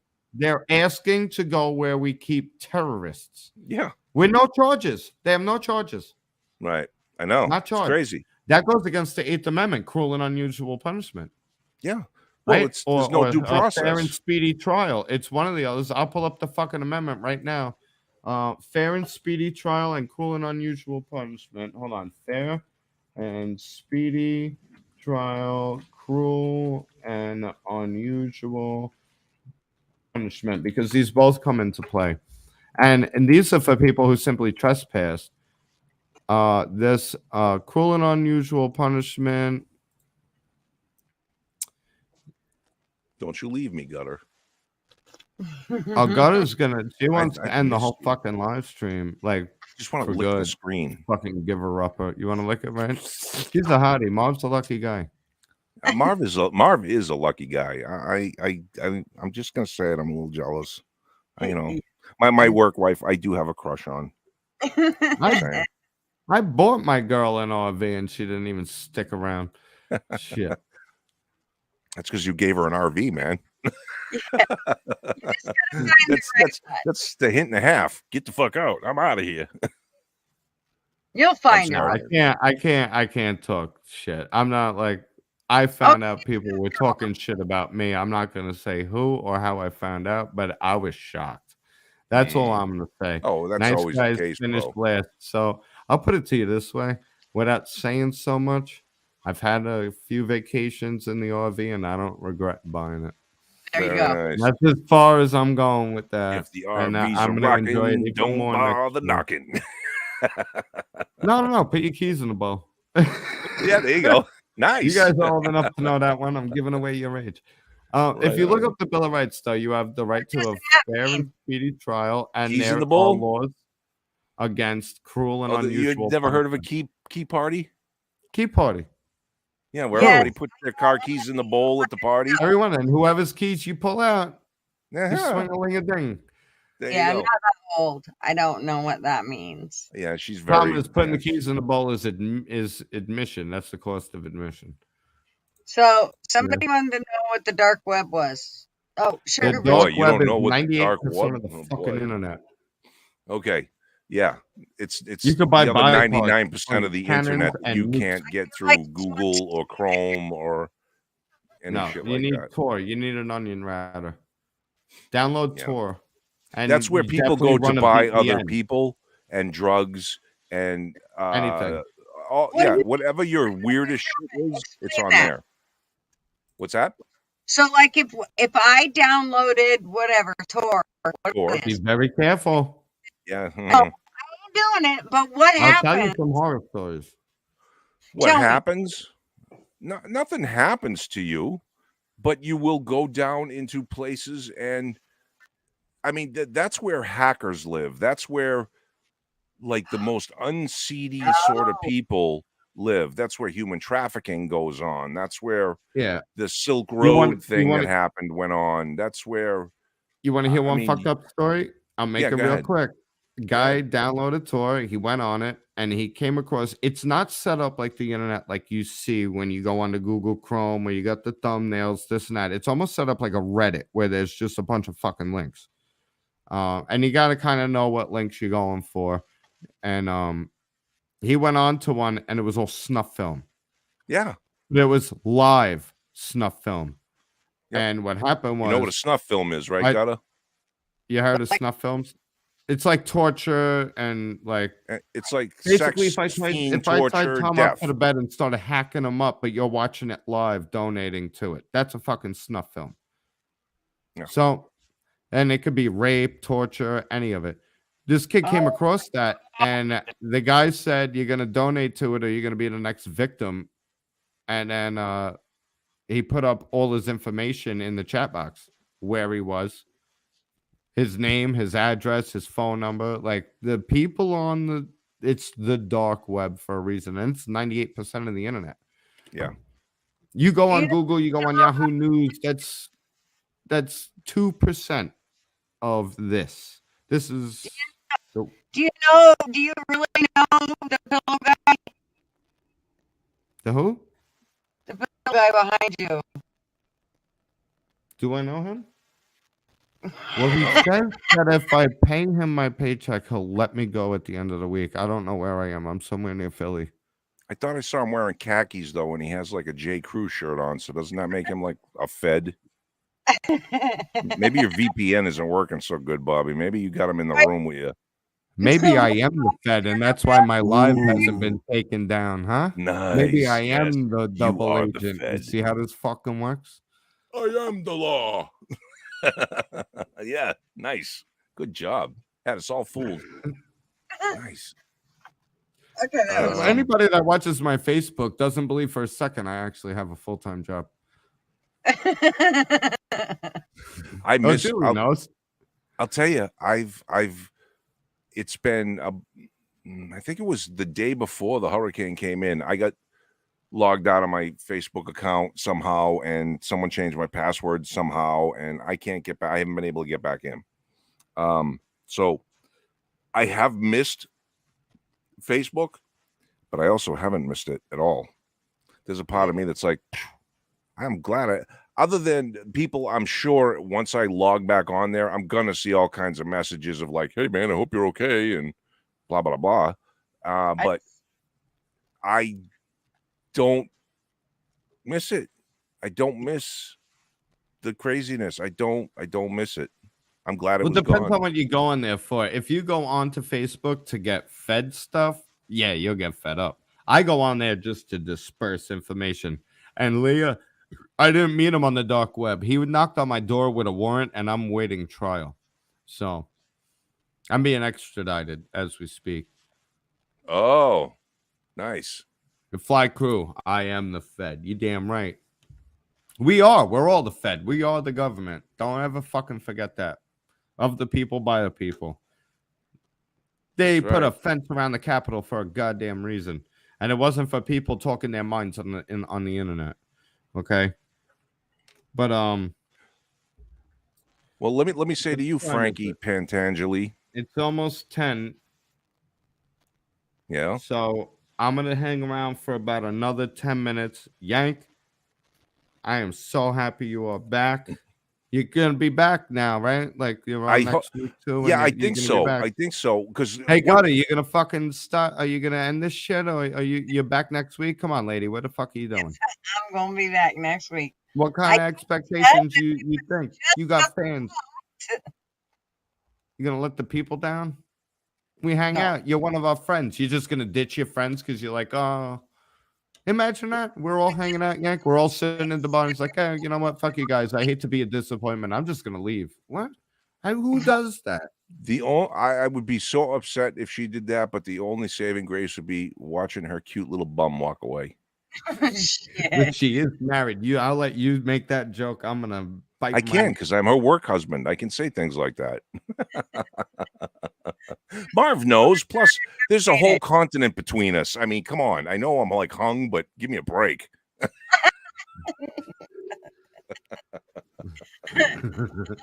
It's like Adam and Eve sitting there. Eve looks at Adam and goes, "That's it." And Adam goes, "This is literally the biggest penis on earth right now." But I'm so glad you're back. I'm glad you made it. Everybody who missed the tutu video, you're missing out. Yes. I got a ton of shit. You know what I am gonna do? I'm gonna save these and I'm gonna give the people a Bobby Rants live. There you go. Because it's been a while. It's been about what, 3 weeks?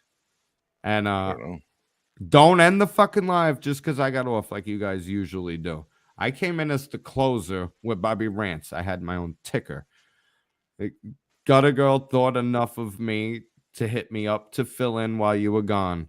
But I think for the last 10, 20 minutes, I think the original crew of the Yank and Gutter, we got Yank and Gutter in the house. I think you guys should hang out. I'm going to sit back into the comments and become one of the observers, one of the cool kids. Yank, I love you, big bro. Thanks, 100%. man. I'm going to come down to Back at you, Florida kid. and see you. And Gutter, I love you, sweetheart. You got my phone number now. Yes. Everybody in the comments section, I'm coming to join you. I'm going to let Tom get some sleep. We got to be up early. We got to close out this job. And, well, there's a Bobby rant coming. So There you go. I'll plug my channel There you go. shamelessly there. I'm also going to do another shameless plug. Make a fucking YouTube. Not a YouTube. Make a fucking Facebook. I'm going to share this. This is what I'm going to do before I leave. How the hell do I do this here? Share screen. And I'm going to share this. I'm going to show you right now so you know it's officially me. You can bring up the screen. I'm going to bring this live. This is me. And I'm telling you right now, I made this before fact checkers on Facebook was a thing. So I could only imagine how many people were pissed. Like, fact check news. No, I got this, motherfuckers. Real news. And I did it, and I hadn't touched it forever. So I could only imagine as fact checkers came out on Facebook, because again, I did this before it was a thing. This is where you could come. This is where I'm putting all my political shit. If you go to my regular Facebook, I've been keeping it funny but edgy. Everybody that laughs at my shit, I'll see you in hell. We'll have a good view. But this was another topic that was in the thing. Boston, I'm gonna let Gutter tell you about that. But apparently there's the deadliest strain of COVID coming around because Fauci decided to keep funding it right here in Boston. So with that, Yank, welcome back. Thanks. Gutter, I love you, sweetheart. I love you, Yank. Everybody in the comments, like, share, subscribe, share it with your friends. We meet here every Tuesday, 8 p.m. I'll throw you guys alive. I know I keep promising it, but it's coming. All right. And Right on, man. And everybody go Bye. check out Bobby Bacalino's YouTube channel, man. I appreciate you. Yeah, Yeah. man. Gutter, don't you give up. This is the Hangout Club. And I'm not leaving. I'm just digressing to the comments. We got our co-host and our co-host back. One of them eventually will take title of host. They're both the fucking hosts. I don't get what's going on there. We're the hostess with the mostest. But I'm so happy to hear that voice again. And Thanks, man. I love you guys. Happy Tuesday as always. Thank you, Over brother. and out. All right. You have a safe day at work tomorrow and good luck on the new job, man. Good night. Yeah, lick my fingers, touch the wires. I There you won't feel the go. fucking thing. I lick my fingers and touch things too, but not necessarily in that order. So Well, it's shocking when you do, right? it could be. How's that go? All right, brother. All We'll right. talk to you later. Thank you. Bye all. Thanks. Peace. So Bobby brought up an interesting thing, Gutter, that I didn't know. What's this Boston shit? Bad Well, COVID? Let me just pull it right up here Yes, for you. please. So basically, exactly what the title says. Seems to me they're playing with fire. Experts slam Boston lab where scientists have created a new deadly COVID strain with an 80% kill rate. Oh, what the fuck? Now, see, this freaks me out, man, because I caught something about a year ago. I think it was in September, a year ago. And they say it was COVID, and it was a hell of a ride. I was sick. I have not caught it since. I have not gotten the shot, never did. I don't want to catch whatever I had again, And I mentioned this when Rick was talking, I think on his stream, in the comments, I saw people talking about nuclear war and things like that. The thing that scares me the most is this biowarfare shit that we're not supposed to be doing according to all fucking Geneva conventions and whatever's. No one's supposed to be monkeying around with this shit, literally, and they are. So what? So why is it okay? Why are they allowed to do this shit? Because no one's stopping them. No one's stopping them. Wow. I don't get it. I don't get it. That's why I say almost every fucking show, and I've been gone 3 weeks, and here I am saying it again. We've lost people. We've lost the battle. There are no white hats left within the government. They're all bureaucrats. They're all sellouts. They're all globalists. It's over. Because if they can't stop our own government from making fucking biological warfare weapons, which we're not supposed to have, and yet we bomb, who was it, Assad, for supposedly using chemical weapons on people because it was inhumane. Well, what the hell is creating these viruses and stuff? We're not even supposed to have smallpox, but we kept enough of that for research purposes, and we weren't supposed to. You know what I mean? People have been making biological weapons. One of the original biological weapons was during castle sieges. They would chuck dead bodies over the walls of the catapults. They would catapult them over the walls into the castle city, and people would die of disease. You would drop dead things down the well to contaminate the water. That's we've been doing this shit forever, but somebody along the line said, you can't do this anymore. I think it was with mustard gas in World War I that kind of like stopped the whole let's kill mass people with the most horrible shit we can think of. Because mustard gas was a bad deal. They were using that in the trench wars in France. In the Somme, I think, is the name of the place.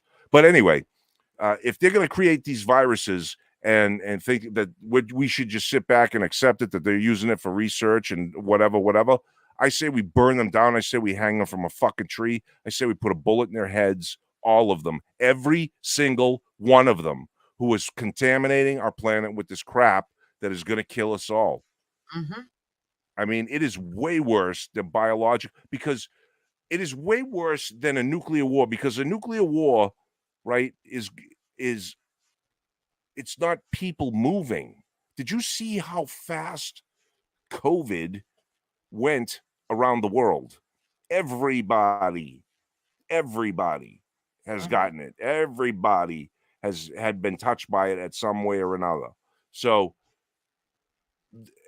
I think it's so much more scary because you can design things that just kill the human, you know, and that doesn't distinguish. And now we're getting into things like there are specially designed traits about individuals, races, nationalities, things like that are genetically identifiable. So you can genetically identify individuals or groups of individuals and say, all these people have this similar thing. Let's build a thing that just attacks them and release it. You know, this is bad news, and it scares the shit out of me. Yep, me too. So there was another thing that came up. Yes. That scares the shit out of me, and it's 3D printed steaks. The meat, yeah. That's genetically grown meat in a fucking test tube, right? Well, some of them they used like beets and other shit. I don't care what they're using. You can't tell me that it's better for us or good for us or anything like. There's no way. It's fucking disgusting. I'll share this. Okay. Chief, while you're doing that, Chief said, Yank, in Flanders Fields where heroes rest. Let me see if I remember this. When I was a kid, we went to school and they taught us, in Flanders Fields the poppies grow, between the crosses row on row that mark our place.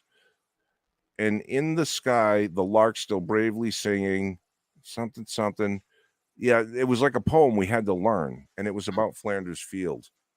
Now I'm gonna have to look up what Flanders Field is again. Anyway, go ahead, Gutter. I'm sorry.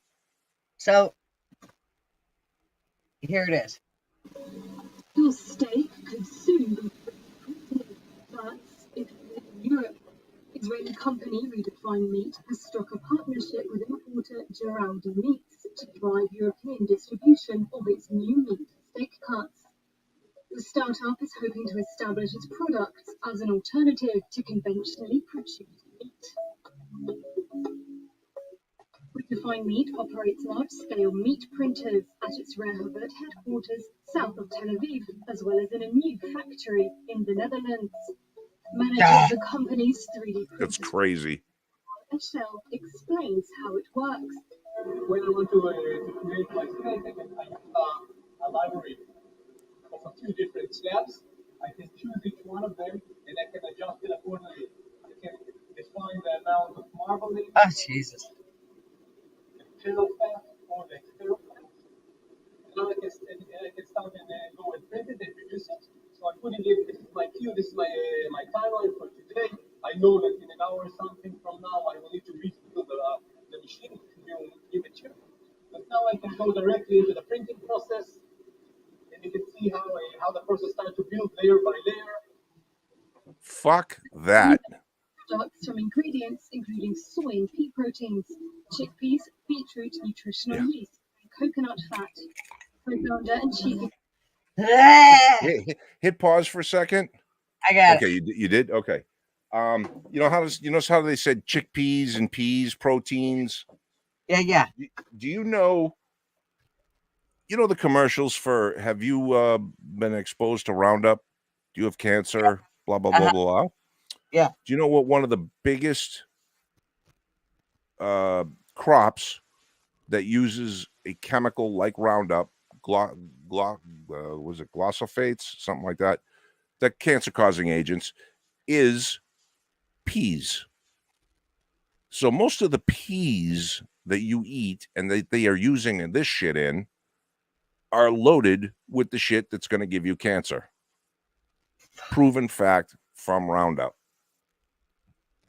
Nice, right? Like they couldn't figure out one that doesn't have all that shit in it, but whatever. We're all gonna God. fucking die. It just, it's It's never over. ending. I just can't even believe it. I know. Who wants to eat a steak that looks like it's made out of Play-Doh and exactly the same as the other guy's steak, the marbling and everything? They're carbon copies of each other. It's crazy. No, thank you. No, Just, thank you.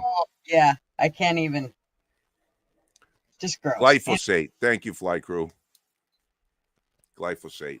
Yes, which is a colon esterase inhibitor, which is something your cells need to produce correctly or reproduce correctly, and that's why you get cancer from it, because they go wild and start going, making little Frankenstein cells. Lovely stuff. Yep, I love Lovely peas stuff. too, Tony. Them bastards. Fuckers. What's that? I love peas. Oh, me too. Me too. Yep. I am so bummed out my garden got blown to shit.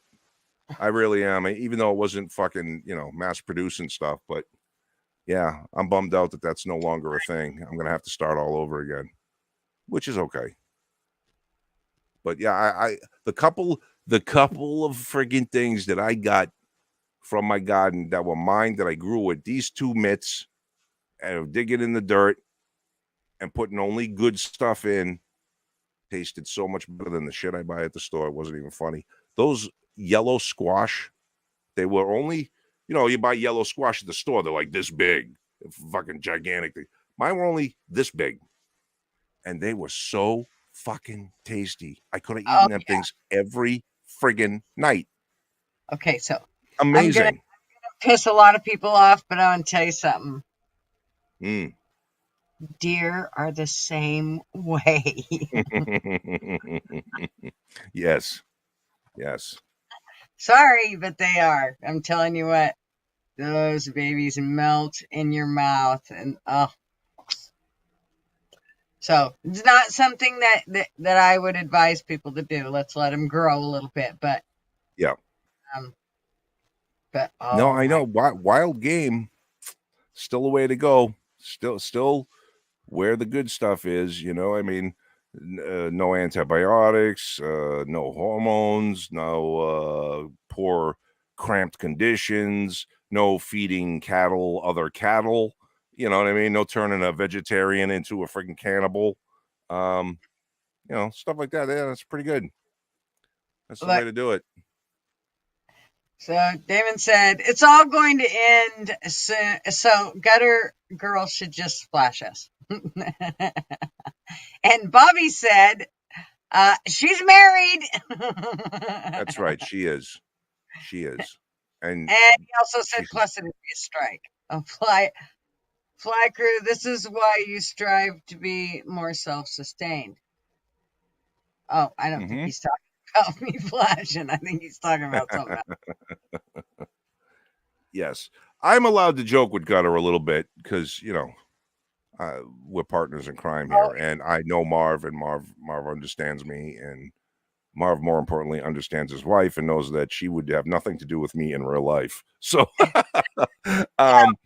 I mean, he knows that I'm all about joking. And I mean, anybody, as long as I believe you're joking, I'm all about good jokes. It don't bother. It, I'm good with it. I'm pretty sure Damon, Oh yeah, I know he's of course kidding. I think yes.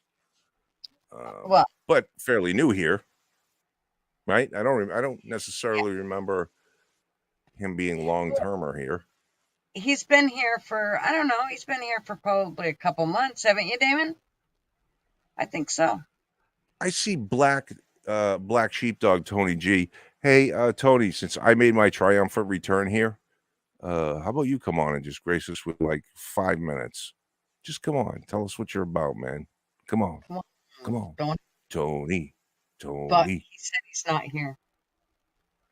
Tony's not here? That's what he said. Bobby, I'm not here. Oh, gotcha. I think he wants to be elusive. Like, yeah.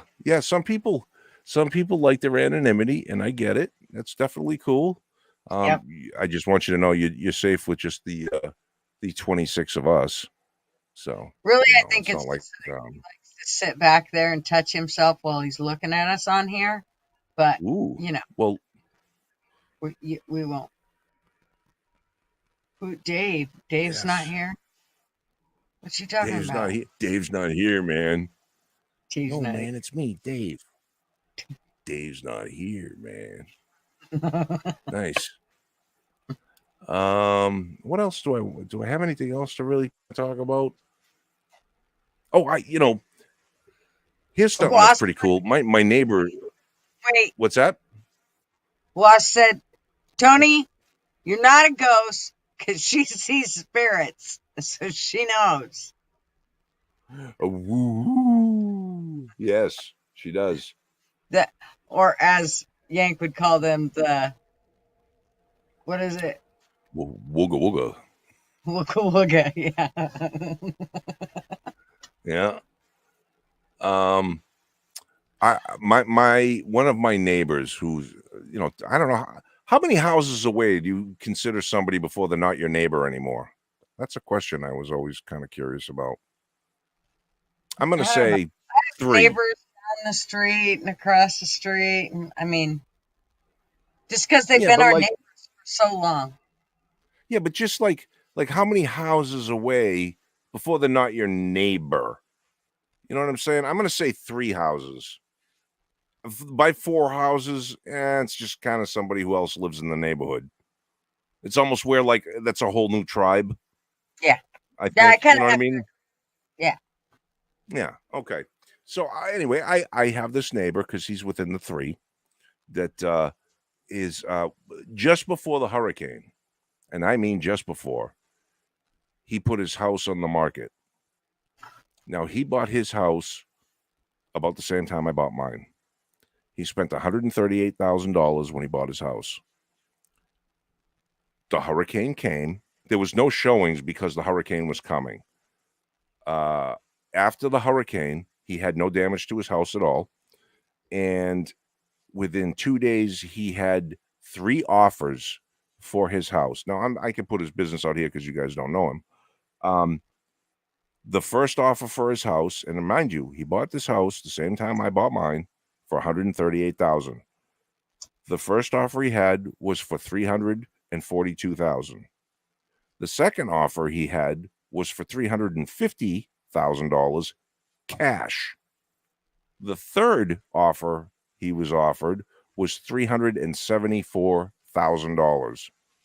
So within the span of roughly, I don't know, 17 years or so, his house went from 138,000 to 374, and he's fucking out of here.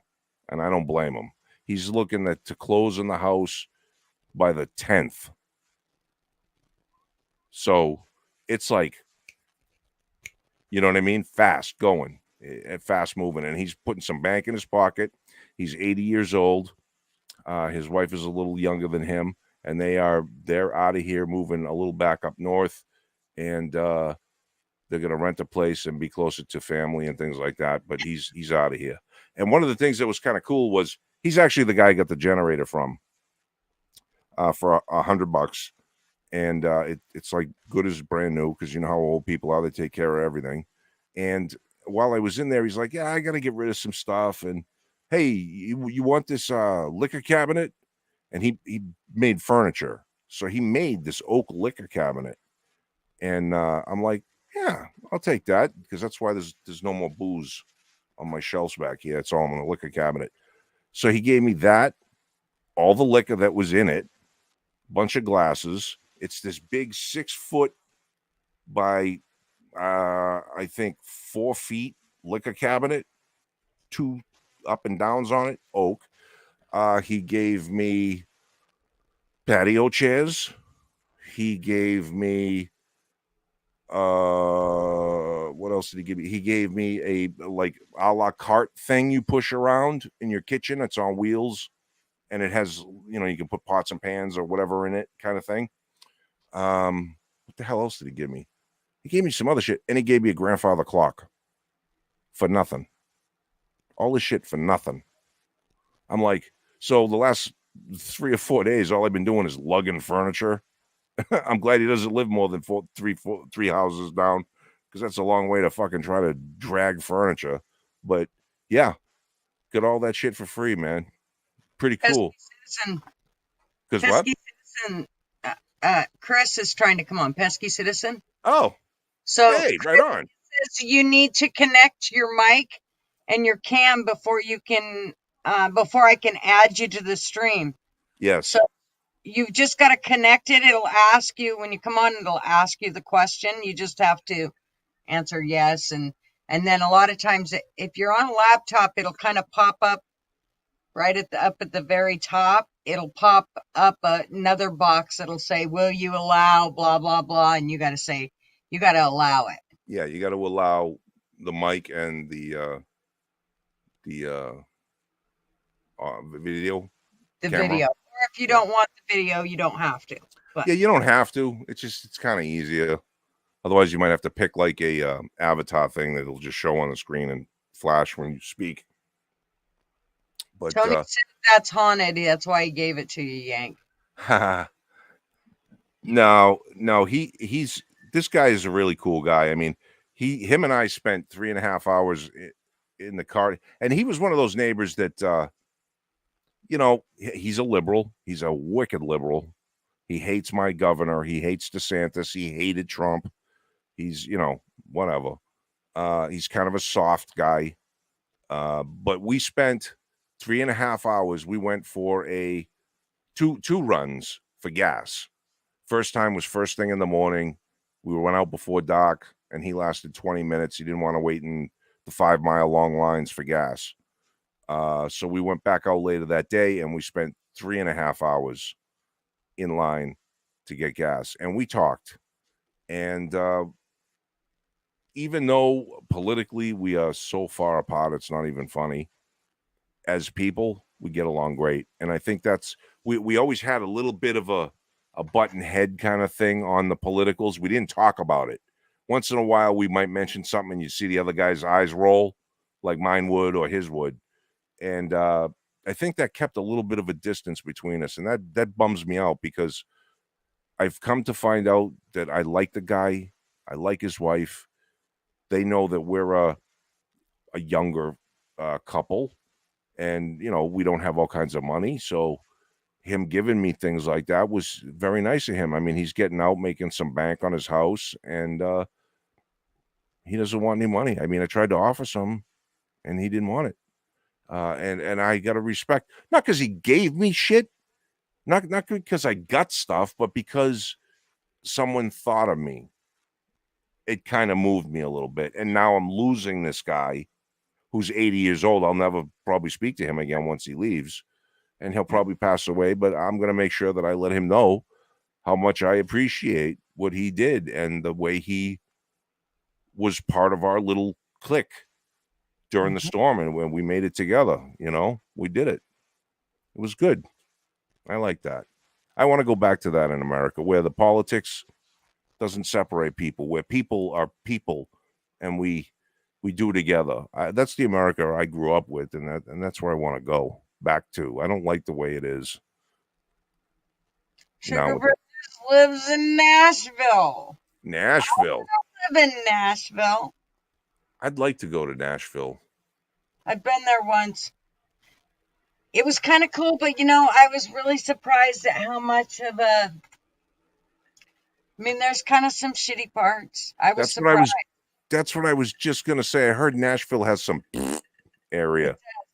It does, but if you grew up at all around the whole country music and anything to do with the older country music, and I mean to tell you, there is so much history there. It just it pukes it. I mean, it's just incredible.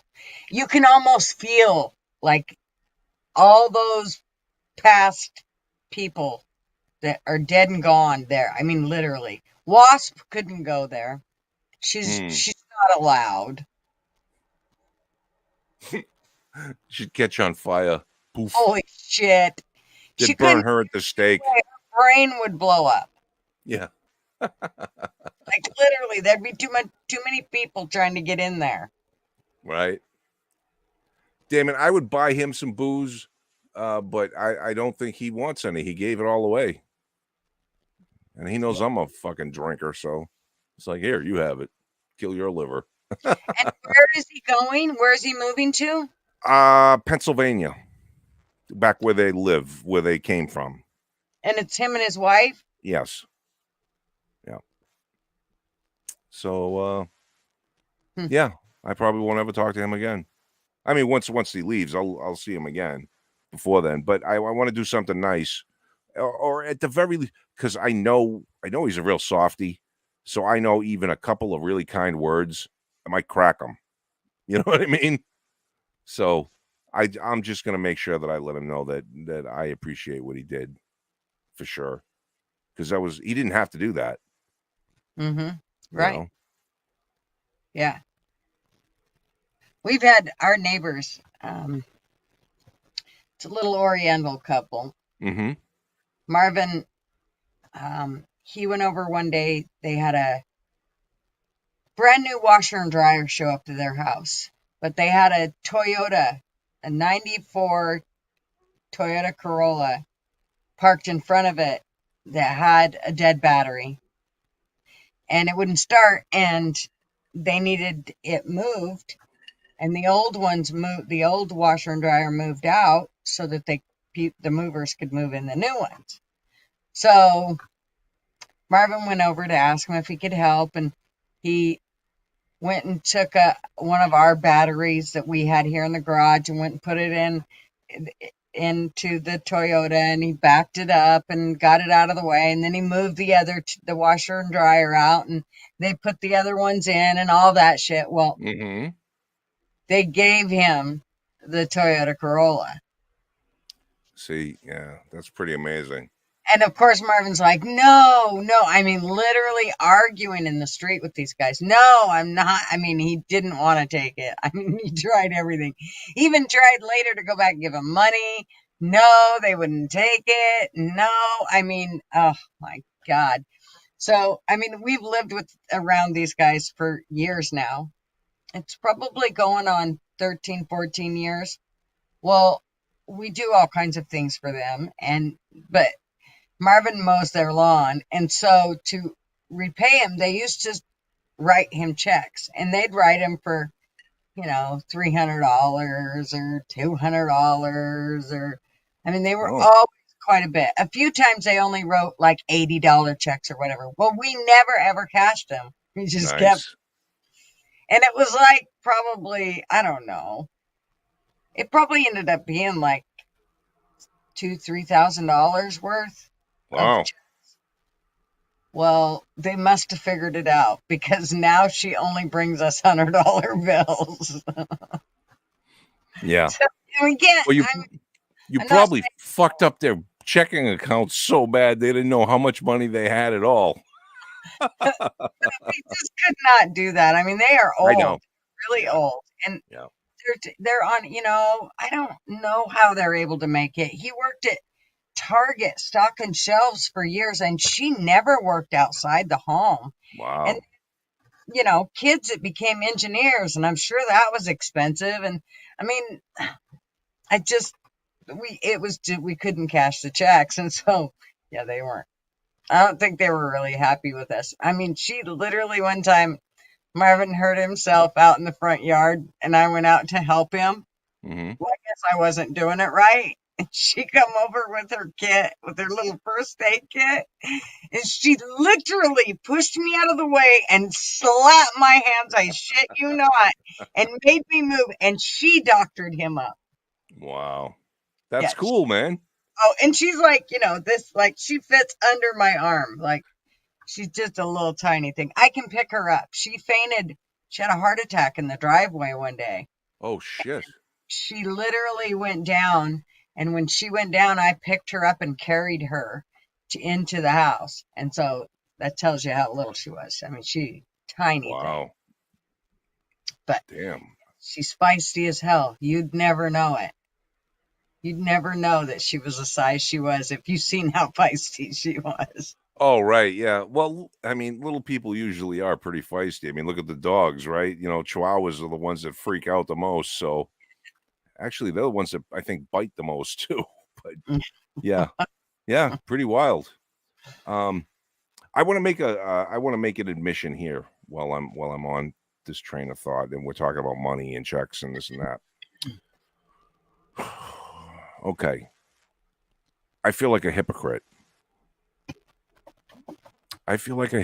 Because I would rail normally against people taking from the government things that are available.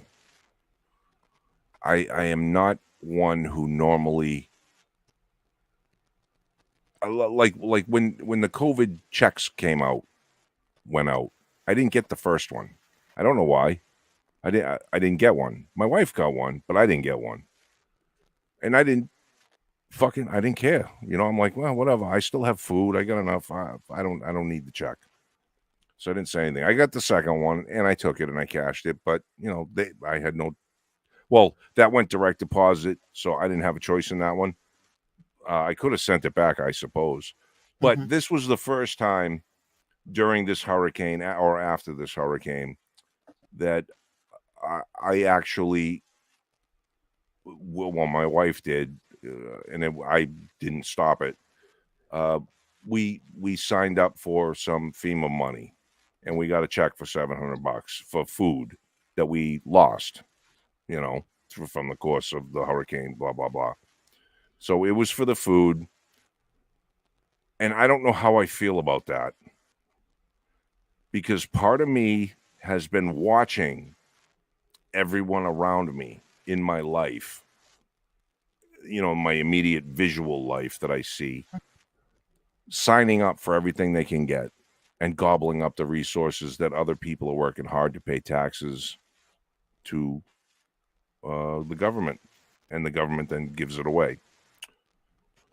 And that has always bothered me, and I never felt like that's what I wanted to be, one of those people. But having watched year after year of things like that happen, going through other hurricanes where I've lost just as much food, had damage on my house, that we'd never made a claim for, things like that. I said, you know what? I said, fuck it. I said, I have to be an ultimate sap to just to be the only person in my circle standing on principle. I have to be a sap. So I broke down and I did this thing, and I do feel bad about it, but I don't feel guilty, if that makes any sense. Again, it's the struggle of me, right? It's during the hurricane, I was my weak point in my mind. And with this, I failed, but yet in the grand scheme of things, if we're being honest, yes, I did lose at least 2 weeks worth of shopping food. You know what I mean? Among So other things. I mean, there was a lot. There was days that your wife couldn't go to work. There right, was you couldn't get around. I mean, there was a lot of improvising you had to do for how many weeks now? I mean, there was a lot of shit that's yeah, had to be done differently and that's going to cost you. And guaranteed, everything around you, I mean, we all think the shit's gone up around here. oh yeah, oh Wait till you all get back to like some type of civilization in that sense of, the parts that are all fucked up. I'm telling you what, you're going to see a huge increase in everything. I mean, there's nothing that hasn't gone up, and not just a little bit. It don't right, matter what it is. You look at it and go, holy fuck, right. it's hot. Well, see, that's kind of where my mind was going with it when I don't know if I was justifying it or whatever, but I was like, I was thinking, look, this is part of prepping. This is part of taking care of yourself for the future, because I did know that things will be going up. I know that insurance companies now will be leaving Florida like they have been doing and leaving people high and dry.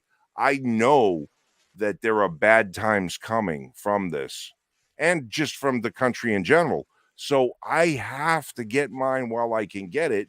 But at the same time, it's like, oh, I'm breaking my own vow here, my own I know. personal fucking stance, and I don't like that, man. I'd rather Here's go hungry. here's kind of one of the ways I look at it. I remember that when we started having kids and everything, Marvin, he didn't want us to do WIC, which is Mhm. women, infant, and children, and you get so much milk and so much cheese and all that. He refused. He said, no, I'm young. He was going to school actually, so we were living on off savings at that point, and what I was bringing in at my job, because he was still going to school. He was just getting ready to start school or start a new job with Horizon, but he was contracting, so it was going to kind of make up for a lot really quick because Mhm. contractors make quite a bit more money. Well, he was really pissed because I even thought that, hey, maybe we should, get the WIC. And, my cousin had brought it up to me and he was like, fuck no, we ain't doing it. If I needed it, that'd be one thing, but we don't need it. And we ain't sucking no welfare tit of any type. I was like, okay. Mhm. So, now as time has gone on, here's what we've realized over time is all those people that were sucking government tit and were sucking it when they really didn't need to, they're part of the reason we're sitting in the situation we're sitting in. So if it's all going to go to hell anyways, we might as well get what we can get and move on. And I know it sounds like, oh God, somebody took 2 apples from the apple tree. Now everybody goes and rapes the apple tree. But Mhm. at some point, you got to look out for yourself and your family. Right. Right. Yeah. Yeah. I mean, that's exactly what it came down to, was like, look, I'm not trying to grab the brass ring. I mean, I know people, right? That when something like this happens, they go in their house with a garden hose and squirt the whole fucking house down, and then call the insurance company, and then they end up from going from a trailer to a fucking McMansion on the insurance time, which causes everybody's rates to go up, which, you know, makes, again, insurance companies leave the states, things like that. They fuck around. People do this shit on a regular basis. They pray for this kind of shit to Car wreck. happen. They do the same shit with car wrecks. Yeah. Remember I told you Yeah, about I mean, shit. You know, my wife was just in one. Yeah. Was just in and the car was totaled, and we got the money for the car, and you know, I'm not any fucking better off. I'm actually in the hole because the car was paid off, and now I can't. And now I own a car note again. So it is what it is. I don't want to become the all-encompassing. I got to take care of my family no matter what, and I'll step on everybody's dick to do it. But on the same hand, this was like the really kind of first step where I reached out to make the move. And it's just it gives me a little bit of a ugh feeling. I feel almost as though I have no right to rail anymore against people on welfare, or, you know what I mean? I lost my spot to be able to do stuff like that because I'm a fucking hypocrite. And I guess to a point I am. But also to another point, you won't see me in that line again. Like, there are people that are still going to get the food down here, just pop in the trunk and getting groceries thrown in their trunk, whatever, for COVID. They're still doing that down here. Oh, they do. Oh, yeah. Yeah. Here. It's like, really? Your life, you're not back on track yet? You can't feed yourself yet? What the fuck? I don't know. It's crazy. Fly Crew said, you paid more than you will ever get back. Others paid more than they will ever pay. Tony said, Yank, look at it this way. I would be offended if you didn't take my tax dollars from the government. Good way. Yeah, it's a good way to look at it, Tony, actually. You know, thank you, Tony. Legalize it. Welcome. Who's here? Legalize it, Lee. Oh, hey, what's going on? Welcome. Never seen that name before. Did you come? I'm curious. This question: did you come from Rick's channel, or are you a free floating flyer? Huh? Or is she a free floating? She a free floating flyer who just happened to run across our channel, and ta-da! Here they are. I'm very curious. Yeah. Yeah. Let us know how did you figure us out? Because I don't recall that name from Rick's channel. Do you? Wait. Okay, they say here. Hi, Ann. Oh, it's Ann. Oh no, wait. Wait. It's King B Stacker. Got it. King B. Just the man. Dude, it's too late that it's so late.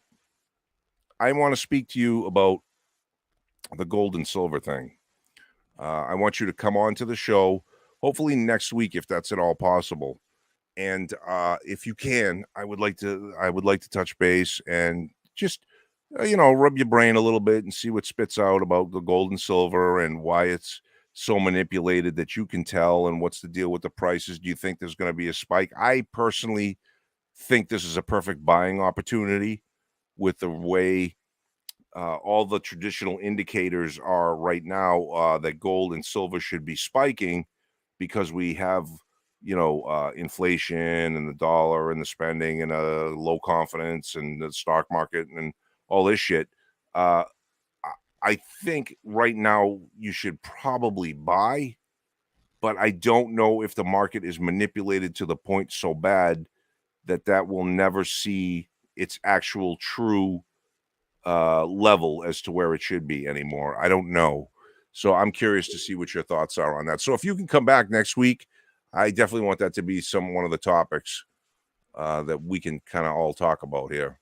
Because I always see the thing, oh, you can't eat gold and silver, man. Stock up on food. Buy bullets. Okay, well, you can't eat bullets, but bullets can get you food. I get it, blah, blah, blah. But sometimes there's a nonviolent way to do things as well. And nobody has ever turned down gold or silver in the history of civilization. So I still think it's a good bet insofar as a hedge against inflation and as a tool for prepping. But please have more ammo and guns.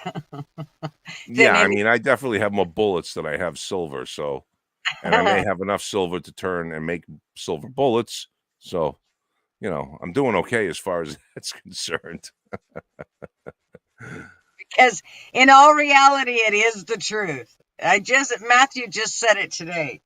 I said, well, Matt, you know, we need to make sure you got a bug out bag going and da da da da da. And he's like, Mom, I just need two things and I'll get that. And then I can get all the other things with those two things. I said, Matt, I know, but if we can get there without any bloodshed, it'd be nice. Right. China virus. I am kind of with Rick though on the whole thing. Why isn't gold and silver? Yeah, I don't know. Why is it doing its thing? Something's going on. It's not normal. You know what I think happened? I think a lot of there have been in the recent years, there have been big pushes for gold and silver backed IRAs, and you know, you can own this gold, but it's all on paper. It's not really like you don't own the gold. You never get the gold. You get a certificate saying in some vault somewhere you own this much gold. Well, if you added up all that fucking gold, and I'm just stating with gold for a second, that far exceeds the amount of gold that has ever been mined in the entire history of mankind and gold. If you were to make a block of all the gold ever mined, it would only be as big as the pedestal that the Statue of Liberty sits on. Now people go, wow, that's a lot. It's not a lot.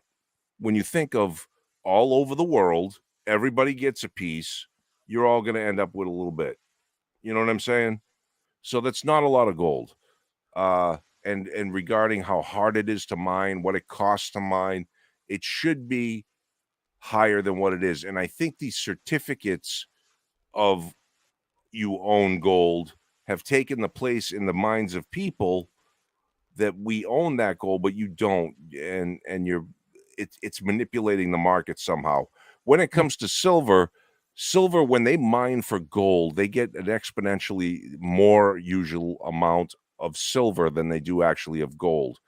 So there is a lot of silver that gets produced, and when they flood the market, I think there was one time, I think China flooded the market back when gold was about $30 an ounce. I think they flooded, I forget what my guy told me, it was so I forget how many, like 100 tons of silver into the market. And that like tanked the amount that was out there. So there are people that sit on vast amounts of this stuff, and they put it into the market, which, as you know, supply and demand. The more supply there is, the lower the demand and the lower the price. So that's what they're kind of doing with the silver market. They're not doing that with the gold. I think they're doing something different, because gold is, like I said, for all the ground you may dig to look for gold, you get a lot more silver than you do gold. I think it's something like 80%. You get 80% more silver than you get of gold. So I don't know. But yeah, like Rick said, there's something funky going on with it. All the indicators are there for gold to be easily $2,000 an ounce and silver to easily be $35, $40 an ounce, especially given that silver is supposedly used in all the solar panels and all the electronics and all this fucking goody gadget stuff we use. Shit, man. Sounds like it's pretty useful. We should be expensive, you know?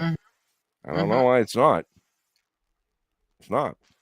Damon said, I heard China found massive gold mines they're trying to keep hidden. Yeah, they found, well, I know that they found 11 trillion? It's an ungodly number they found in Africa. They found a proven deposit of gold in Africa, And part of what China has been doing with the Belt and Something initiative, where they go into countries like Africa and say, we'll build you infrastructure, roads, this and that. You take loans out and you pay us back once it gets up and rolling. Wink, wink. We know it's not you can't pay us back. And when they default on the loans, then China then owns basically the land and rights to do things. So that's how they found this this gold supply in Africa. So yeah, it's like the largest one ever, and they have it, and we So don't. King B said bye. And Who said? King B said, or legalize it. Lee said, Okay. just Blunt Man said, guns and meds are where I'm at, in my opinion. Is where it's at in his opinion. Donna said, Yes. I stack gold, silver, brass, etc. Physical. Damon said, oh no, I already read that one. Fly crew, hard times mean people selling gold to have cash, or at least not buying it. Question Right. mark. More supply, less demand. Yeah.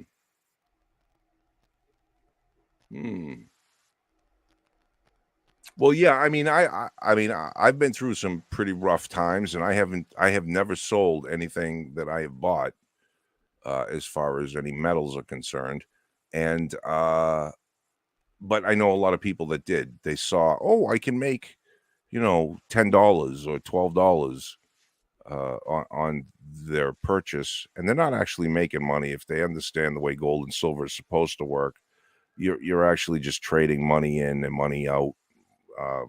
You're not actually making any money. It's whether the dollar is doing well or the dollar is doing not well.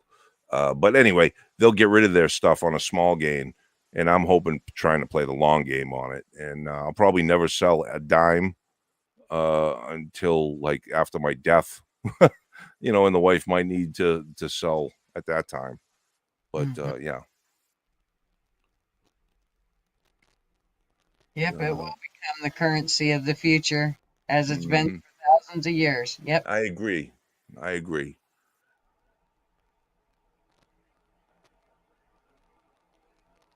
Black Crew said, interesting, Damon.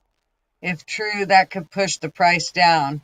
They like to act like they have and are great at everything, though. Let's see, what did...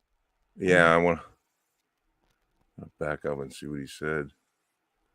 I heard China. He said, I heard China found massive gold mines that they're trying to keep hidden. Hey, listen, if we found it too, you bet your ass we'd be quiet about it. Sure as shit. Why not? Makes fucking sense. I mean, that's one of the key things, right? To the old 49ers. Oh, you dig for gold? Yeah, but I don't hit nothing. You know what I mean? Dress like a bum. But every day go out and clink out a couple of chips of gold and sell them quietly and do okay. Yeah, on my way, yep. Yeah. Tony said, can they create gold in the lab yet? No shit. They've created everything else. I don't think so. Because gold is made in supernovas, in the explosion of stars. It's such a heavy element that it takes a massive amount. Where like diamonds, for instance, diamonds are just carbon, and under our intense pressures within the earth and heat, we're able to create that. But it takes an exploding star to create the amount of energy, pressure, and heat to create gold and fuse those heavy elements together. Yeah. Versus Lee, or AKA King B, said, no, Tony, it's supposedly here because of meteorites hitting the planet. Oh. Okay. Well, same thing that you're saying, I would think. Yeah, kind of. I mean, I don't know. I know that I do know that the heavy metals and everything like that's extraordinary is created in the explosions of stars. Now, whether that same impact can be done through a meteorite or something like that. I do know that most of the water on the planet was supposedly supplied by comets. I mean, that's the best guess they have on why we have so much water on our planet. But who knows? It's flat anyway, like a pizza, right?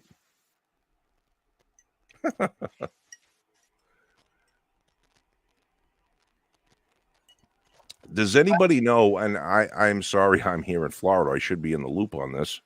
Does anybody know if they still plan on launching the what is it? The Artemis rocket, the new moonshot rocket?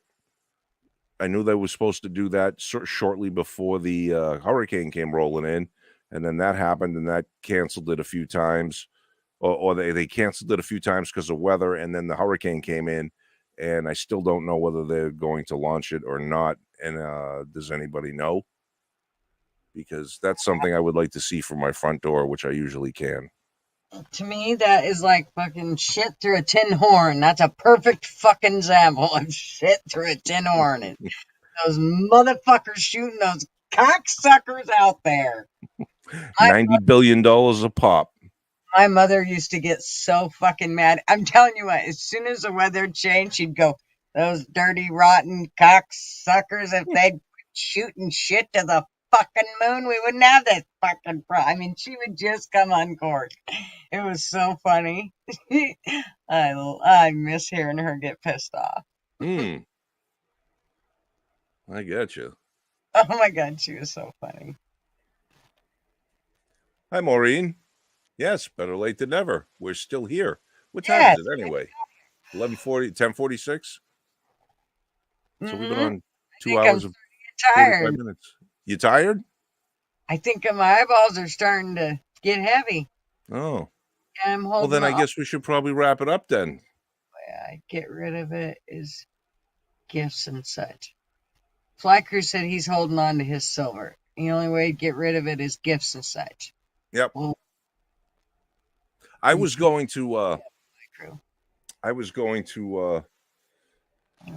do like a little deal with our friend that we all met through, where I was going to send him a gun, and he was going to give it the once over and look it over and blah blah blah blah blah. And I was like, well, I don't know how to pay you for it. And he's like, don't worry about it. And I'm like, no, I want to give you something. So I was going to send him a 10-ounce silver bar for it. At the time would have been about, I don't know, $180, $200, something like that. And he was like, oh, that'd be great. But then we didn't, the deal fell through because it would have been impossible to get him the gun without the FFL and all that kind of shit. So it didn't work out. But yeah, I mean,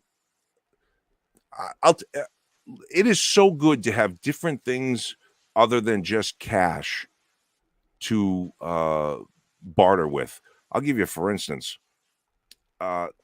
trying to get electricity into my house. Okay. I found a crew that was working in the next block over.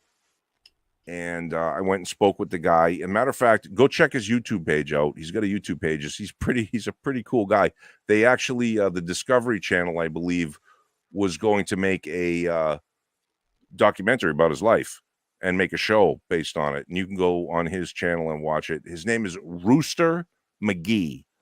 And that's MCGEE. First name Rooster. And he's an interesting cat, man. But anyway, I went up and talked to his crew. They were from North Carolina. And I'm like, dude, I got to get my electricity up and running. I said, I got old people all around me. They're all cooking. He's like, I know. We'll do it. And so they came, they hooked me up. And when they were done, they all hung out on my driveway for a while. And we just sat there and shot the shit for a few hours when they were finished. And I'm like, I got to do something for these guys, man. And I can't really give them money. Because I got to keep my money that I need. I don't know when this is going to end, blah, blah, blah. I said, you know what? I said, I got a couple of handles. By handles, I mean big bottles of booze, right? I said, I got a couple of handles. I'm like, it's Friday. I said, okay. Grabbed the handles, walked outside, said, boys, Friday night's on me. And I handed them the bottles. And they were like, no way. I'm like, yeah, man. Just, don't let the boss see you with this. And they took them. I said, have a good time. I appreciate everything you guys are doing. You guys are rock stars. You're in another state. You're living in a hotel. I know it sucks, but you did me a huge solid by getting my electricity turned back on, and I appreciate it so much. And they were so grateful to get that, as grateful as I was to have electricity. So if you can do things like that, it also makes you feel good that you're helping somebody. You're saying thank you in a meaningful way. That's like the thing that I couldn't think of that the guy gave me, my neighbor. One of the things was he gave me a new kitchen table with 6 new chairs. Beautiful table. And I had a decent table that was, uh, oblong and had tiles on the top of it and 4 chairs. But my mother's housekeeper lost everything in the hurricane. So I'm like, wow, I got this table. I got a new one coming. I'm going to give them the table that I have. So I took it apart and it's in the garage and I'm waiting for the guy to pick it up. He's supposed to come by tomorrow to pick it up. So just things like that, man. You get creative with stuff. Like it's like barter, you know what I mean? And pass it on and all that kind of stuff. It gives you, man, life could be good if we could just get past the politics and stupid shit, you know? So what Donna just said, she said, I want to find people in my community that will barter. You got to start it. Legalize it. Lee said what he meant was for every 9 ounces of silver, there's 1 ounce of gold. We recycle gold and throw away silver in landfills. So the price is definitely manipulated, or silver would be hundreds of dollars. That makes perfect sense. Yes, it does. Yes, it does. I'm glad you said that. Thank you very much. Good to know. Yeah. Well, listen, I don't want to keep Gutter up any later than she has to be up, even though it's my welcome back party. Oh, we're good. No, I'm kidding. We are good. We still got time. We've only been late. 2 hours and 51 minutes. Yeah, but I gotta be honest, I'm fucking exhausted. I really am. This is Now just it has been, well, no, it's been almost a week before the storm, then the storm, then the 3 weeks after the storm. So I've just been kind of going nonstop and I'm tired. I really am. And like I said, I think I might be coming down with something. I'm not sure. I just feel a little off and a little sniffly and shit. But yeah, I'm tired. I'm glad I got to come on tonight and I wouldn't have missed it for the world. I am so glad you came. Yay. Thank you. That makes me feel good. Yeah, I feel like things are back to normal. And to go back to something you said in the beginning too, and we've talked about it before. You and I, we have this connection. This is our thing. You know what I mean? Yep. It started out a little differently, but it's definitely always been sort of you and me. So it's you and me, kid. And That's right. we're going to keep kicking ass and we're going to keep growing. I mean, we got 25 solid people here. I think we had 27, 28 at one time. So our numbers are going up. Yep. And I'm happy with that. I don't necessarily want to be a huge YouTube star because then I actually have to do work every day for it. I enjoy just coming in and spending time with some cool people, and you're my favorite. You're my favorite. Look what What? Last chance, gotta go. She is married, sir. Times 2. Yes. I'm married times 2. You got to get through me and Marv, and I'm telling you, that ain't gonna happen. That's right. Even Rick has had my back, and Bobby's had my back. Yeah, you're just. I'm sorry, dude. She's well protected, sir. Of it. Absolutely. So what do you say, Gutter? You want to call it a night? Yep. I think we're good. Thank you, everybody, for coming. I am very glad that y'all are here. This is why we do it. And I promise to never look at those analytics and all that shit again. I'll just leave that whole analyzing all that to somebody else. I'll let Fly Crew look at it. Oh, Yank, just in case you didn't hear, Fly Crew offered to try to help me with doing some of the editing, showing me how to get the editing done so that we could do clips instead of the entire video, because he thinks that we would get more views if we were just doing clips, because people don't want to watch a 2-hour one. But if we took out pieces of it and clipped it, and they would want to watch more. Yeah, Okay. I tend to think that we're growing as a society into this quick rapid fire, chew it up, get it out there, and just pieces of it. I mean, TikTok's a perfect example, right? How short are those clips usually? And they'll get millions of views. And you wonder what at the end going, why did they tell me to make sure you watch till the end? What Wait, happened? Fly Crew, I didn't know you could moonwalk. Who, I me? had no idea. You didn't tell me you could moonwalk, Fly Crew. He said, hey, let's not get too carried away. I said I might. We'll put you on the payroll. You get a booby prize. So that's what I said. You moonwalk. I didn't know you could moonwalk. I didn't know you could walk fucking backwards. That's right. Yeah. Oh, yeah. Walking it back. Uh-huh. I got you. Good. That's good, Gutter. Good girl. That was a good one. Took me a second. I was like, huh? But it's because I'm tired. That's right. Cool. All right. Well, thanks everybody, and we will definitely see you guys on Rick's live on Saturday, and Yes. of course on our Next live Tuesday. Tuesdays. And we'll probably see some of you if Bobby does his After Dark show and a little bit of a Bobby rant on Bobby Bacalino. Yeah, So if you get there, we'll see you over there. yeah. It's on.